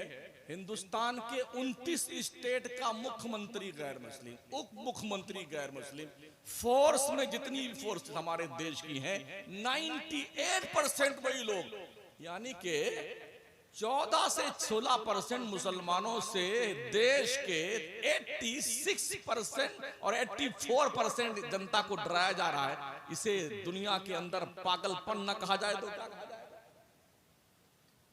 फिर जोश में नहीं आता तो पाकिस्तान का, आओ पाकिस्तान, आओ पाकिस्तान। अरे किस बेवकूफ की बात करते हो हमारे सामने यार। हमारे उत्तर प्रदेश की जितनी जनता है उतनी पूरी आबादी पाकिस्तान की है। क्यों हमारे भारत देश को डराया जा रहा है पाकिस्तान से? जितनी फोर्स हमारे मुल्क की है ना उतनी पूरी आबादी पाकिस्तान की है। तो यहां तो पाकिस्तान, ओ फलाने खान, ओ फलाने खान। जरा इधर भी लाल आंख दिखा लीजिए। 80 किलोमीटर तक गलवान की पहाड़ी को कब्जा करके बैठा है और जनाब आली का जो 56 इंच का सीना था ना वो फुसफुसा हो गया, धुआं निकल गया, धुआं। कभी डर के मारे ऐसे तिरछे भी चाइना की तरफ नहीं देखते कि आंख ना फोड़ दे वो। और पाकिस्तान, पाकिस्तान, ओ पाकिस्तान। मत धूल झोंको कौम की आंखों में। पाकिस्तान कोई हैसियत हमारे देश के सामने नहीं रखता है। पढ़िए मुसलमानों, पढ़िए। हम पढ़ने के लिए पैदा किए गए हैं। अल्लाह फरमाता ना वलक़द यस्सरनल कुरान लिज़्ज़िक्र फ़हल मिन मुद्दकिर, हमने कुरान को याद करने वालों के लिए आसान कर दिया है। कोई याद करने वाला? तुम जिस मदरसे को ज़कात फित्रे की रकम देते हो और जो बच्चा हजरत कहीं नहीं चलता, मंद बुद्धि का, जो बड़ा खूबसूरत होगा ना तो दोनों, गुड्डू के अम्मा गुड्डू के पापा, इंशाअल्लाह इसे डॉक्टर बनाएंगे। उससे थोड़ा सा कम खूबसूरत हुआ, इंशाअल्लाह इसे लॉयर बनाएंगे। उससे थोड़ा और कम खूबसूरत, इंशाअल्लाह इसे जो है इंजीनियर बनाएंगे। और एक किसी की आंख छोटी और एक बड़ी होगी, इंशाअल्लाह इसे हाफिज जी बनाएंगे। एक पैर थोड़ा लूला लगला, इंशाअल्लाह इसे मौलाना बनाएंगे। जो माल कहीं नहीं चलता, किसी स्कूल ने एक्सेप्ट न किया, अलीबा की तख्ती नहीं आई, अल्फाबेट नहीं आया, हाफिज जी, हज़रत कारी हाफिज नेमतुल्लाह साहब सिराजी, आप यही रख लीजिए, आप यही रख लीजिए, ये माल हमारा कहीं नहीं चला। मगर ये करम और एहसान देखिए इन हुफ्फाज कुर्रा उलमा का। वो मंद बुद्धि का बच्चा जिसको आपने मदरसे के हवाले किया था ना, 4-5 साल में उसके दिल पर कुरान के 30 पारे की तहरीर ये हुफ्फाज कुर्रा और उलमा लिख के बताते हैं। इन्हें हकीर नजरों से मत देखो। चटाई पटाई पर बैठकर पढ़ने वालों को हकीर नजरों से मत देखो। अखंड भारत नहीं, दुनिया का सरमाए इफ्तिखार भी टूटी चटाई पे बैठता था, जिसे बरेली का मर्द कलंदर इमाम अहमद रजा कहा जाता है। ला कोई साइंसदान, ला कोई मैथमेटिक्स का जानकार, ला कोई बेहतरीन से बेहतरीन जो है किसी भी फन का आदमी, इमाम अहले सुन्नत ने 107 इल्मो फन पर किताबें लिख छोड़ी हैं। मियां किताबें लिख छोड़ी हैं। दुनिया का हर साइंसदान कशकोले गदाई लेके भीख मांगता है बरेली के कलंदर की चौखट। मैं पढ़ने वाला होना चाहिए। पढ़िए, जब लोगों ने माने अब्दुल कादिर को मदरसे के हवाले किया था तो कुतुबुल इरशाद बने, दरस्तुल इल्म हत्ता सिरतु कुतबा। जब माने मोइनुद्दीन को मदरसे के हवाले किया, अखंड भारत का बादशाह ताए रसूल बन गया। माने मखदूम अशरफ जहांगीर सिमनानी को मदरसे के हवाले किया, तारिकुस सल्तनत होकर के कलंदर बनकर के हिंदुस्तान में। माने इमाम अहमद रजा को मदरसे के हवाले किया। जब से वो पैदा हुए हैं तब से लेके अब तक दुनिया फख्र करती है और करती रहेगी कि ऐसा जीनियस आदमी किसी माँ ने अब तक नहीं पैदा किया जब से इमाम अहमद रजा पैदा हुए हैं। आप जरा अच्छे बच्चों को मदरसे में देखो तो देखो, फिर देखिए मदरसे के लोग कैसा हीरा तराशते हैं आपके बच्चे को। एक हाफिज़े मिल्लत थे, एक हाफिज़े मिल्लत, तन्हा, कहां के रहने वाले मुरादाबाद के, और कहां आए मुबारकपुर में। इल्म फजल का वो गौहरे आबदार खड़ा कर दिया है ना, जिसकी रोशनी से दुनिया की आंखें चकाचौंध होती हैं। कभी देखा? ढंग के बच्चे दीजिए मदरसों को, लोग ज़कात भी नहीं निकालते। अरे फी अमवालिहिम हक्कुम मालूमुल लिस्साइल वल महरूम।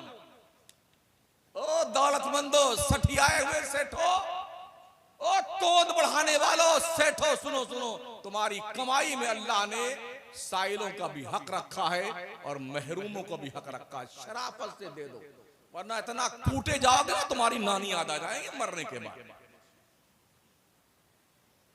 कभी तुम्हें शौक चल रहा है ना दौलत का भूत सवार हो, तो अपने गांव के कब्रिस्तान का एक बार चक्कर लगा लिया करो। तुमसे बड़े बड़े टंडेल पटेल सड़ गए जिनकी हड्डियां जमीन खा गई। उन बोसीदा कब्रों से आवाज आई कि जालिम के चक्कर में तू है। हमको भी देखना, हम भी कभी दुनिया में रहते थे, हमारी तोती बोलती थी, तितिर के दो आगे तितिर, तितिर के दो पीछे तितिर। बताओ कितने तितिर हुए, इतने लोग हमारे आगे पीछे घूमते थे, मगर सुन लो, दौलत, गाड़ी, कार, बिल्डिंग सब रह गए, बेटों ने एक पैसा नहीं दिया हमको। हमारे कफन में एक छोटी सी जेब भी नहीं। कफन में जेब होती है? अरे आप क्या होती है कफन में? जेब नहीं होती ना। हमने तो अब तक देखा यही, कफन में जेब नहीं लगाई जाती है। शायद इसका रीजन यही है कि दुनिया जान ले कि कुछ लेके नहीं जा सकते। अब हमने यहाँ जेब लगा रखी ना, थोड़ा सही हो जा भाई, तो माशाल्लाह इसमें ये सब पैसा वैसा भी रखा है, अपना आईडी कार्ड वार्ड सब रखा, कलम भी ठूस रखा है ताकि लोग जाने हमें पढ़ा लिखा मौलाना। जेब है ना, दो साइड में। अभी कुछ लोगों ने इनाम दिए, इधर ठूस लिया हमने, है ना। लेकिन कफन में कोई जेब नहीं होती। कभी जाओ, जब दौलत का भूत सवार हो ना दौलतमंदो, और पगलाने लगो ना दौलत की बुनियाद पर, तो कब्रिस्तान का एक चक्कर लगा लेगा। अब्बा कैसे हो आप? दादा जान कैसे हो? एमपी साहब कैसे हो? एमएलए साहब कैसे हो? प्रमुख साहब कैसे हो? उनकी खामोश कब्रों से सन्नाटा वाली आवाज है, जालिम हुए नामवर बेनिशा कैसे कैसे, जमी खा गई आसमां कैसे कैसे। मेरे नबी फरमाते हैं, बंदे ने जो खाया वो वेस्टेज माल बन गया, जो पहना वो पुराना हो गया, जो अल्लाह की राह में दिया तेरे काम वही आने वाला। सुन, काम वही आएगा जो तुमने खुदा की राह में दिया। मैं अर्ज कर रहा था, अल्लामा अहमद सईद काज़मी के शहजादे हामिद सईद काज़मी ने फरमाया, मौलाना मुझे मिलने का तजस्सुस था कि उस शख्स से पूछूं तू इस्लाम क्यों कबूल किया। अरे यार क्या चक्कर है आपका, चाय वाय पिलाते हो क्या? अच्छा हम भी पी लें क्या अभी? चलो कोई बात नहीं, बाद में पिला देना। कोई बात नहीं, पीते रहिए, कोई दिक्कत नहीं, थोड़ा सुस्ती दूर होगी। तो हजरत हामिद सईद काज़मी फरमाते हैं तजस्सुस था मिलने का, उसने भी सुना कोई गुजाली दौरा का लड़का आया है, बड़ा काबिल आदमी, चलो मिलते हैं उससे। जब दोनों तरफ आग लगी होती है तो मुलाकात का रास्ता निकल आता है। मुलाकात हुई तो फरमाते हैं मैंने पहली फुर्सत में उससे पूछा अंग्रेज से, यार तू बड़ा पढ़ा लिखा आदमी और तूने इस्लाम क्यों कबूल किया, कोई लालच दी थी किसी ने? कहा नहीं। फिर क्यों? तो उसने कहा मौलाना मैं एक जमाने से इस्लाम की स्टडी कर रहा था और मैंने ये फैसला किया कि इस्लाम ही सच्चा मजहब है, मैंने इस्लाम कबूल कर लिया। साथ ही उसने कहा मौलाना आई एम वेरी लकी मौलाना, I accept to Islam before meeting any Muslims. मैं बहुत खुश नसीब इंसान हूँ, मुसलमान पहले हुआ हूँ, मुसलमानों से बाद में मुलाकात की है। अगर मैं पहले मुसलमानों से मिल लेता तो किताब पढ़ करके तो इस्लाम की सच्चाई का यकीन हुआ था, मुसलमान को देखकर कभी यकीन नहीं होता कि जिस मजहब का ये मानने वाला है वो मजहब सच्चा है। आज लोग पढ़ करके यकीन तो करते हैं इस्लाम सच्चा मजहब है, हमें देखते हैं तो बुदक जाते हैं। ना ना ना, ये ठीक नहीं, किरदार ठीक कर लो। माइकल जैक्सन को किसने मारा था कि इस्लाम कबूल कर लो? जो पगले लोग पगलाए हुए ना हमारे मुल्क में, धर्म परिवर्तन कर रहे हैं, धर्म परिवर्तन, उल्लू के पट्टे कोई नहीं करता वार्ता यार। माइकल जैक्सन पैसे कमी थी उसके पास, अरे उसने डोनर, अगर गुर्दा फेल हो तो आदमी को तनख्वाह देता था बरसों से, जब हमारा गुर्दा फेल हो जाए तो हमको फौरन गुर्दा दे देना। हमारा दिल खराब हो तो दिल खराब होने के बदले में बरसों से दिल को डोनेशन करने वाले को पैसा देता था। लेकिन जब कुदरत का फरिश्तादा आया ना तो डोनर लोग अब तक चुपचाप बैठे रह गए, पता ही नहीं चला कब गया मियां। लेकिन उसको भी इतनी बड़ी पोस्ट पर फनकार होने के बाद भी क्यों मुसलमान हुआ? माइकल जैक्सन क्यों मुसलमान हुआ? माइक टाइसन क्यों मुसलमान हुआ? मोहम्मद अली किले क्यों मुसलमान हुआ? और सुनीता विलियम क्यों मुसलमान हुई? मिस्टर बीन क्यों मुसलमान हुए? किसी ने मारा था इनको? नहीं, मनी मुसलमान नहीं बनोगे तो हम तुम्हारी गर्दन काट देंगे। क्यों मुसलमान हुए? दुनिया जब भी पढ़ करके उस फन के नुक्ते कमाल पे पहुंचेगी उसके बाप को मुसलमान होना पड़ा। मुसलमानों पढ़ो पढ़ो, ये किसी के बाप की हवा नहीं चली है जो 8 साल से लोग पगलाए हुए हैं। 90 इयर्स का मैक्सिमम वर्क है, वर्क जिसकी बुनियाद पर हिंदुस्तान पे कब्जा किया गया है। 90 साल से लोग मेहनत कर रहे हैं, पढ़ रहे हैं, पढ़ा रहे हैं, और हम क्या कर रहे हैं? बाबा का उर्सा 3-4 देख, माशाल्लाह माशाल्लाह, जिंदाबाद जिंदाबाद। एक दिन मौलाना आएंगे, दूसरे दिन कव्वाल साहब आएंगे। हजरत ताज्जुब है, अभी एक सूफी सिंगर, एक लेडीज का खिताबे ना, आप सूफी सिंगर, बेचारे सूफियों की भी सत्यानाश कर दिया कमीनों ने, हमारे मुसलमानों ने। उसकी तस्वीर भी छापी उस पोस्टर में, एक कव्वाल इधर एक कव्वाल इधर, बीच में वो बेहया बेशरम वो लेडी के सूफी सिंगर। पहली बार हमने ये इंतखाब का जुमला सुना कि ये सूफी सिंगर भी होती है।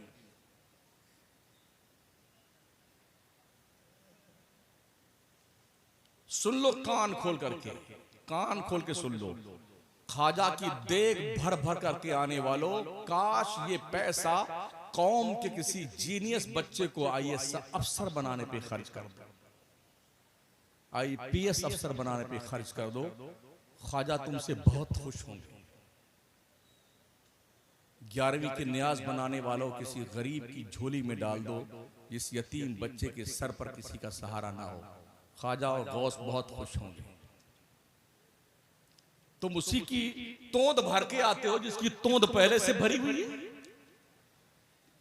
बड़ी देग में 2 लाख रुपए का खिचड़ा बनता अजमेर में, 2,25,000, और छोटकी वाली देग में 1.5 लाख का बनता है। जानते हैं मरदूद क्या करते हैं? जब 15-20 आदमी से 2-2, 2.5 लाख वसूल लेंगे तो एक आदमी की देख बनाएंगे और 10 को फोन करेंगे, आपके नाम की देख बना दी मैंने।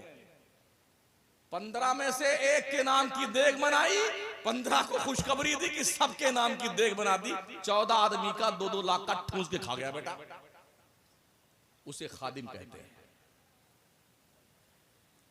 खाजा का उर्ज है क्या भर भर के बसे, बंगाल से, वेस्ट बंगाल से, झारखंड से, और जी और ये अपने बिहार से, माशाल्लाह यूपी कहां आता है, धड़े खसाखच भरे जा रहे हैं बेटे। अब दे दे पैसा आ रहे हैं।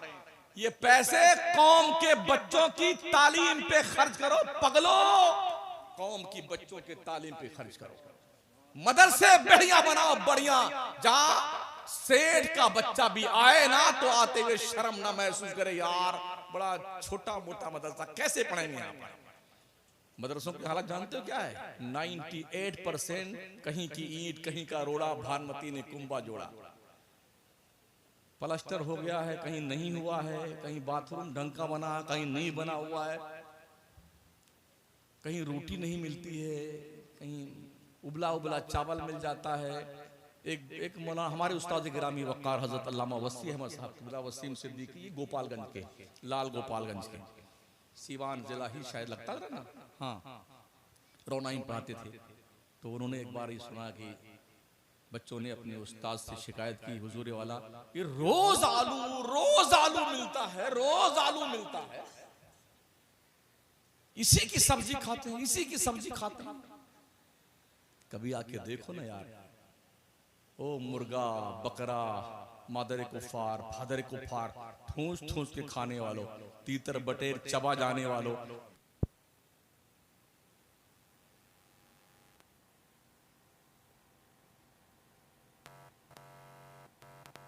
कैसे बच्चे खाते हैं।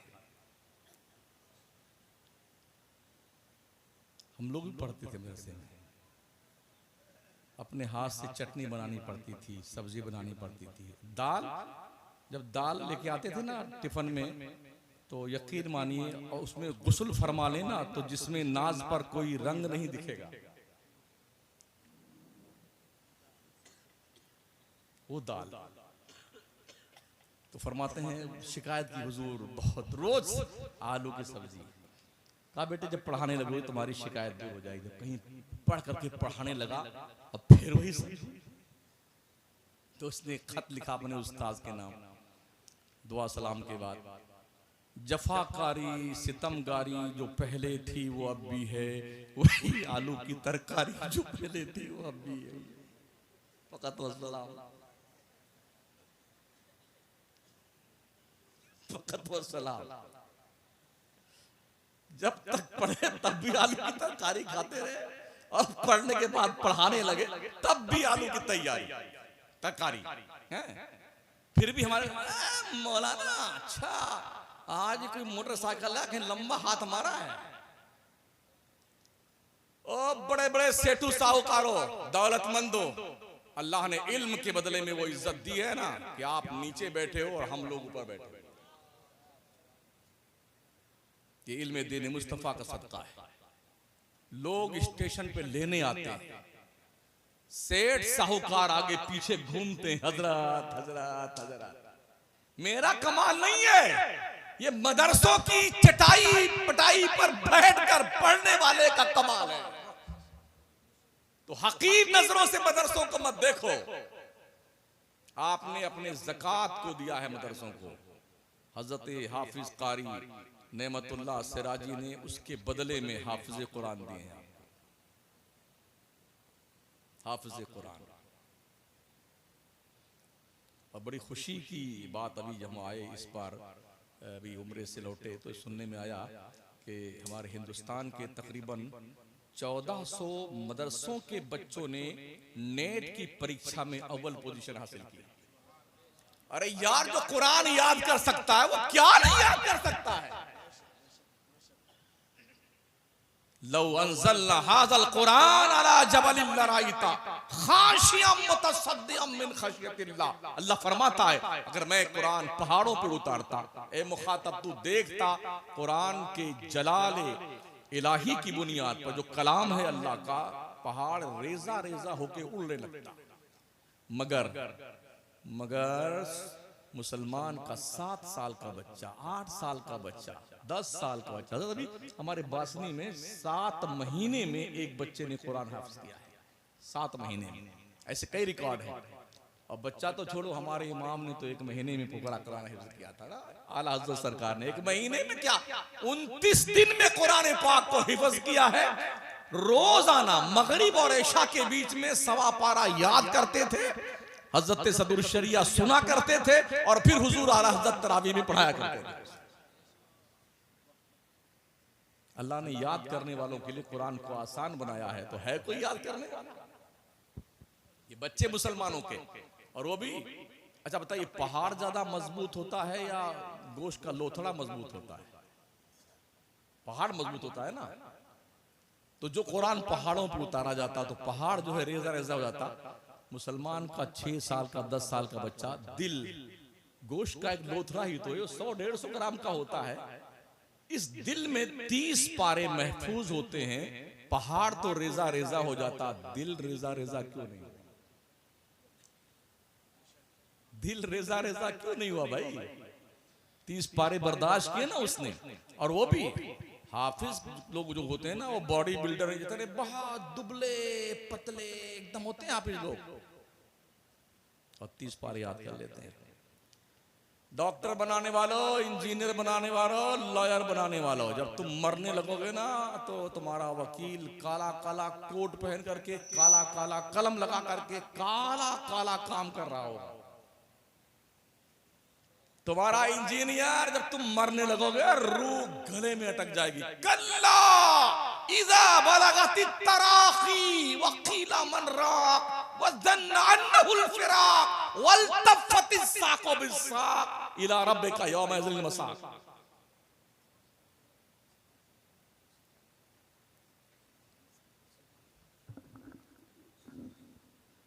जब मरने लगोगे ना,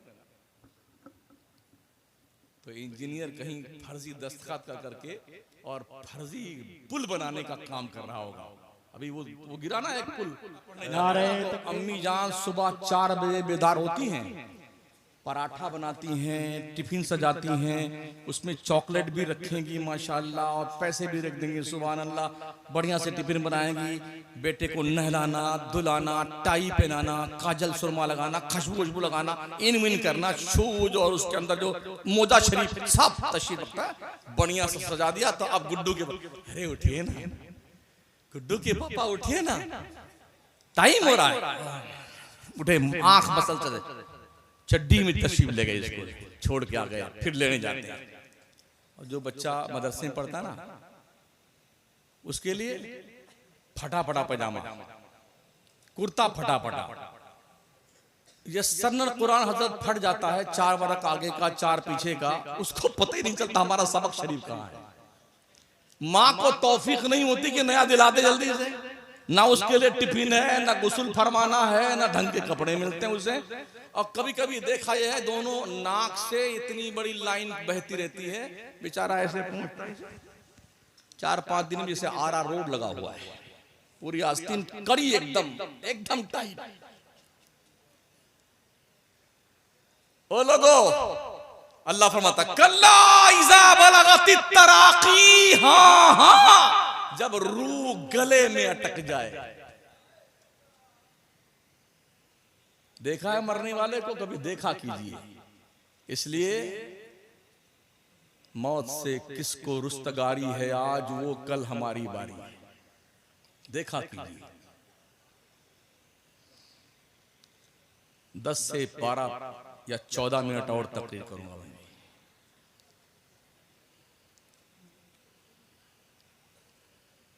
रूह कहां से निकलती? आंखों से निकलती, ऐसे चढ़ दी ना ऊपर, जब यहां तक आती है तो सांस फूलने लगता है उसकी, और यहां आई तो यहाँ माँ खड़ी है, बेगम है, बेटियां हैं, बेटे, अब्बा, सारे रिश्तेदार सब खड़े हैं। अभी तक तो कभी कुछ नहीं पूछा, अब जो क्या करता है, अब मरने लगा है ना तो कोई संतरे का जूस लेके आ रहा है हजरत, कोई अनार का जूस लेके आ, कोई मौसमी का, ठूसे जा रहा है बेटा ठूसे। अब इससे पहले कहा थे मियां जी, इस बुढ़े को थोड़ा पहले जूस पिला दिया होता तो शायद कुछ दिन और तंदुरुस्त रहता है। अब लेके आए हैं तो इधर से निकलता इधर से निकल जाता है।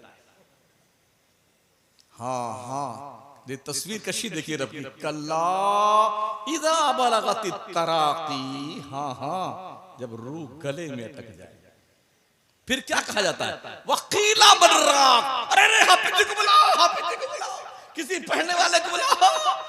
हजरत क्या नाम मदरसे का आपका?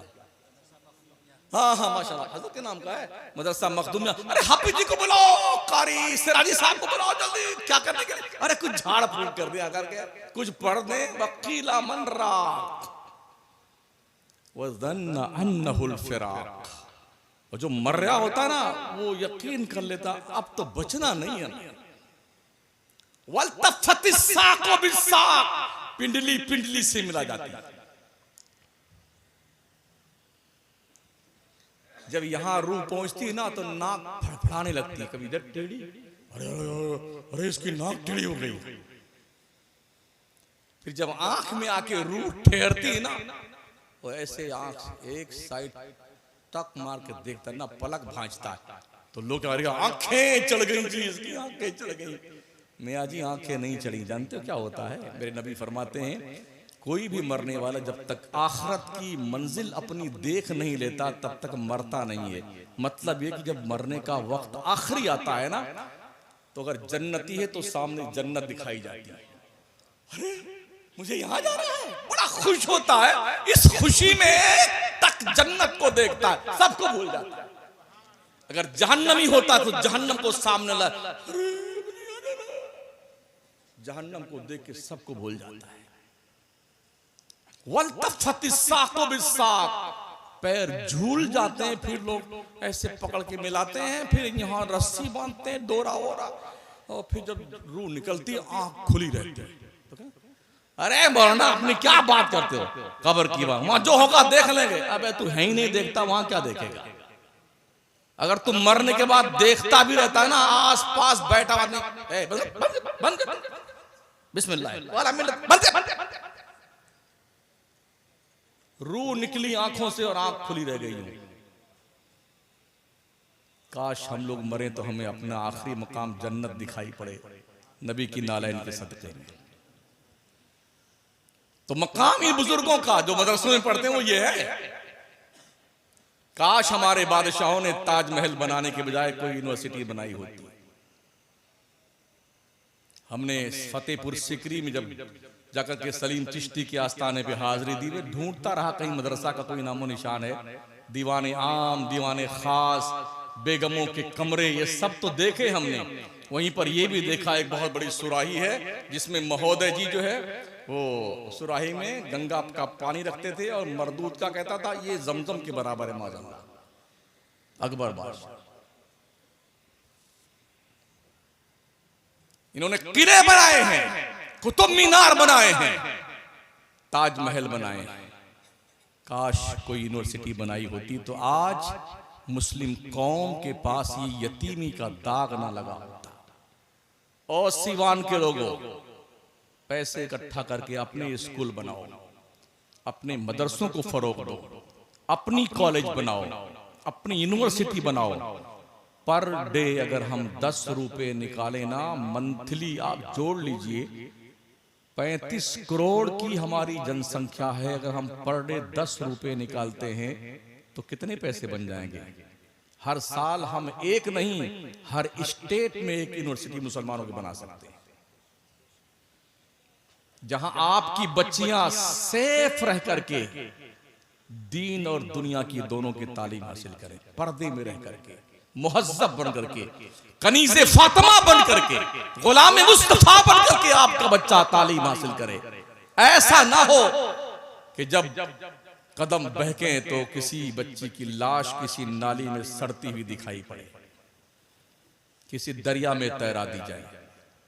घर में खोद कर दफन कर दी जाए, कोठों पे बेच दी जाती हैं बच्चियां मुसलमानों की, झांसा देकर के गैर लोग शादियों का मुलम्मा दिखा करके हमारी बच्चियों को इस तरह फंसाते हैं। दूसरे ये कि हमारी कौम का बच्चा, जवां बच्चा, स्टूडेंट, लड़के पढ़ाई के दौर में तकरीबन 14% ऐसे हैं जो रिपोर्ट मैंने पढ़ी है जो मदरसा स्कूल छोड़ देते हैं, ड्रॉप आउट कर लेते हैं। 14%। फिर क्या करते हैं, कहीं धंधा करते हैं, बिजनेस करते हैं, कमा कमा के अपनी बहन को पढ़ाता है। जब बहन इतनी ज्यादा हाई फाई तालीम हासिल कर लेती है और कौम में कोई बच्चा उसके मेयार का नहीं मिलता है ना, तो वो अपने लिए शर्म समझती है कि मैं MBBS और ये 12वीं फेल, ये बैठेगा नहीं मामला, हम तो कहीं और जा रहे हैं। गई तो हम पढ़ते हैं, अखबार रोज पढ़ते हैं, मीडिया पे, इलेक्ट्रॉनिक मीडिया पे, प्रिंट मीडिया पे नजर रखते हैं, मुस्लिम बच्चियों की लाशें कहीं झाड़ी में, नाली में, गटर में, कुएं में, दरिया में और घर में और कोठों पे जिंदा लाशें हमें दिखाई पड़ती हैं।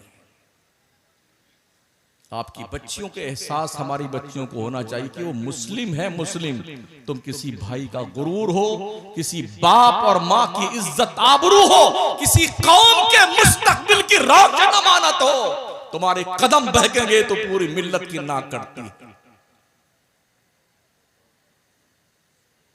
खुदारा इन मेले और ठेलों में और तो जाना बंद करो।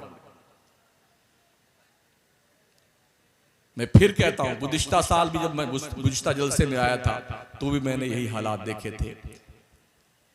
नए नए कपड़े पहन करके, सज धज करके, बेहयाई और बेशर्मी का मुजाहरा करते हुए इस साल भी आपका यही हाल रहा। क्यों जलसे करवाते, क्यों तकरीरें करवाते? धस जाओ, मूतू कबला अन तमूतू, मरने से पहले मर जाओ। जब कौम की गैरत मर जाती है उसे जीने का कोई हक नहीं होता है। मदरसों को कदर की नजरों से देखो, पढ़िए। 20 साल भूल जाइए कि मुल्क में और दुनिया में क्या हो रहा है, सिर्फ पढ़िए और सिर्फ पढ़िए। 20 साल के बाद इनके बाप को देश छोड़ के भागना पड़ेगा, फिर आप होंगे और हुकूमत आपके हाथ में होगी। तालीम के बगैर कोई कामयाबी नहीं है, तालीम का कोई विकल्प नहीं है।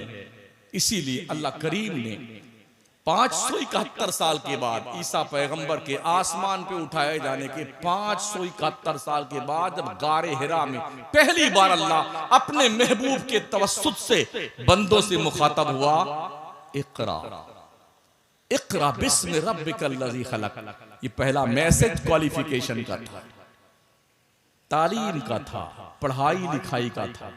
कलम की इफादियत रब ने बयान में, नून वल कलमी वमा यस्तुरून, कलम की कसम और जो कुछ कलम लिखता है। इस कलम की बहुत अहमियत है, अल्लाह ने इस कलम की कसम बयान फरमाई है। घास छीलने से ज्यादा बेहतर है कलम पकड़ना सीखो। कलम, जिस कौम के पास कलम होता है ना, कलम, वो दुनिया पे राज करती है। जिस कौम के पास कलम नहीं है वो भीख मांगती तो भीख भी नहीं मिलती उसे। हमारी तकरीरें मुल्क में इसी ढंग की होती हैं, ना मुझे नारे से दिलचस्पी है ना वाह वाही से दिलचस्पी है। जो मुझे समझ में आता है दर्द दिल पेश करता हूँ। आपकी समझ शरीफ के झरोखे से कोई बात अगर दिल के खाने तक पहुंचती है तो मान लीजिएगा, वरना कोई मतलब नहीं। हम फिर कहीं और दुकान लगाएंगे अपने। मदरसों को आबाद कीजिए, मदरसे ही जिंदा हैं तो मस्जिदों की मीनारों से अजान की आवाज आती है। मदरसे जिंदा रहेंगे तो तुम्हें नमाज पढ़ाने वाले मिलते रहेंगे। बच्चा पैदा हो तो मौलाना की जरूरत, पढ़ाई की जरूरत, मौलाना की जरूरत। बीमार पड़ जाओ दम के लिए मौलाना, निकाह हो मौलाना, मरने लगो तो मौलाना, मर जाओ तो मौलाना। कहां जाओगे, कहां जाओगे जनाब? बुला लो डॉक्टर, वही फातिहा पढ़ दे डॉक्टर साहब। इंजीनियर बुला लो, लॉयर को बुला लो, लगा दे फातिहा 40 बरसी तेरी तीजे की तेरी। क्यों दौड़ के जाते मौलाना के पास? जो तुम्हारी जिंदगी की एक अटूट जरूरत है, अटूट रिश्ता है, आलिम हाफिज कारी, तुम उसे नेगलेक्ट कर देते हो। हजरत कितनी तनख्वाह आपकी? ईमानदारी से बताइएगा। 5,000। शर्म नहीं आती है? सिवान के लोगों, डूब मरो चुल्लू पर पानी में कहीं पर है। 5,000 तनख्वाह मौलवी की। हमें नरेगा का मजदूर भी इतना पैसा कम नहीं लेता है। लेता है? चुपचाप बैठे देख रहे हो, जैसे जबान ही नहीं मुंह में। 5,000 रुपए। मेरी भी तनख्वाह 13,000 रुपए। मैं जामा मस्जिद का इमाम हूं। तो मैंने अभी पिछले रमजान का था, या अल्लाह जितनी तनख्वाह मेरी है उतनी तनख्वाह मेरे सदर की हो जाए, मेरे सेक्रेटरी को हो जाए। हमने बोल आमीन बोल, मेरी ऐसी की तैसी। चुपचाप गुमसुम बैठे हुए। फिर भी अल्हम्दुलिल्लाह हमारी तनख्वाह भले 13,000 है, मगर कम से कम नहीं 30 से 35,000 रुपए महीने खर्चा है। ये इस टोपी की बरकत नहीं है, दिल में जो नूर है इल्म का मुस्तफा की नारायण के सदके में उसकी बरकत है। 5,000। फिर जानते हो क्या होगा?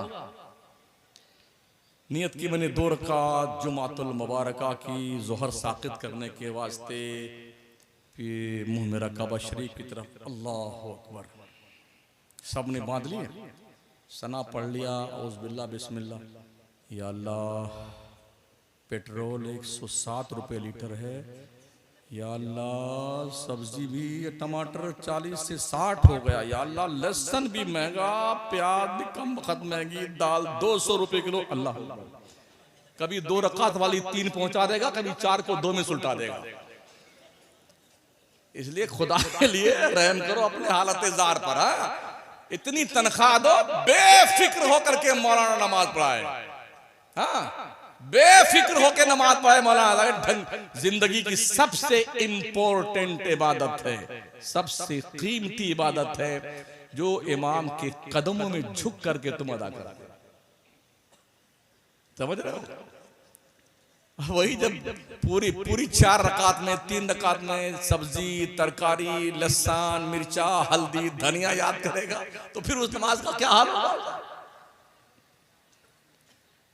सोचिए और 100 बार सोचिए। और अगर नहीं मानती कौम ना मौलाना, तो तावीज बनाइए। बुखार की तावीज 5100 रुपए की, बुखार और जुकाम दोनों है तो 11,000 रुपए की, सर दर्द और भी हो जाए तो 21,000 रुपए की। इनका बाप देगा ला करके। ये नहीं आएंगे कि बेगम आएंगे। झूठे ऐसे काला पीला खींच दीजिए, अरे बड़ा खतरनाक जादू कर दिया, अरे जादू कर दिया क्या? कितना खर्चा आएगा? 15,000 आएगा। चुपके से देके जाएंगे। अगर चाहते हो इस बला से बचे रहे तो ढंग की तनख्वाह दो। अल्लाह सलामत रखे आप सभी हजरात को। जो बच्चे आज दूल्हा बन रहे हैं, अल्लाह इनको ऐसी शादो आबाद रखे। मदरसों की कदर कीजिए, उलमा की कदर कीजिए, पीरानी तरीक़त की कदर कीजिए। मल्लम यरहम सगीरना वलम युअक्किर कबीरना फलैसा मिन्ना। आका फरमाते जो छोटों से प्यार नहीं करता, बड़ों की इज्जत नहीं करता, वो हमारी सोसाइटी का मेंबर नहीं। इसलिए छोटों अपने बड़ों की इज्जत करो। बड़ों पहले तुम छोटों से प्यार करो, फिर छोटे तुम्हारी इज्जत करेंगे। माओ बहनों तुम भी ध्यान रखो। मेरे नबी फरमाते हैं, हदीस पाक का मफहूम है, दुनिया की सबसे कीमती चीज का नाम और दुनिया कुल्लुहा मता व खैर मताई दुनिया अल मरातु सालिहा। दुनिया कुल की कुल बरतने की चीज है और दुनिया की सबसे कीमती चीज का नाम नेक औरत है। अस्तगफिरुल्लाह रब्बी मिन कुल्लि ज़ंबि व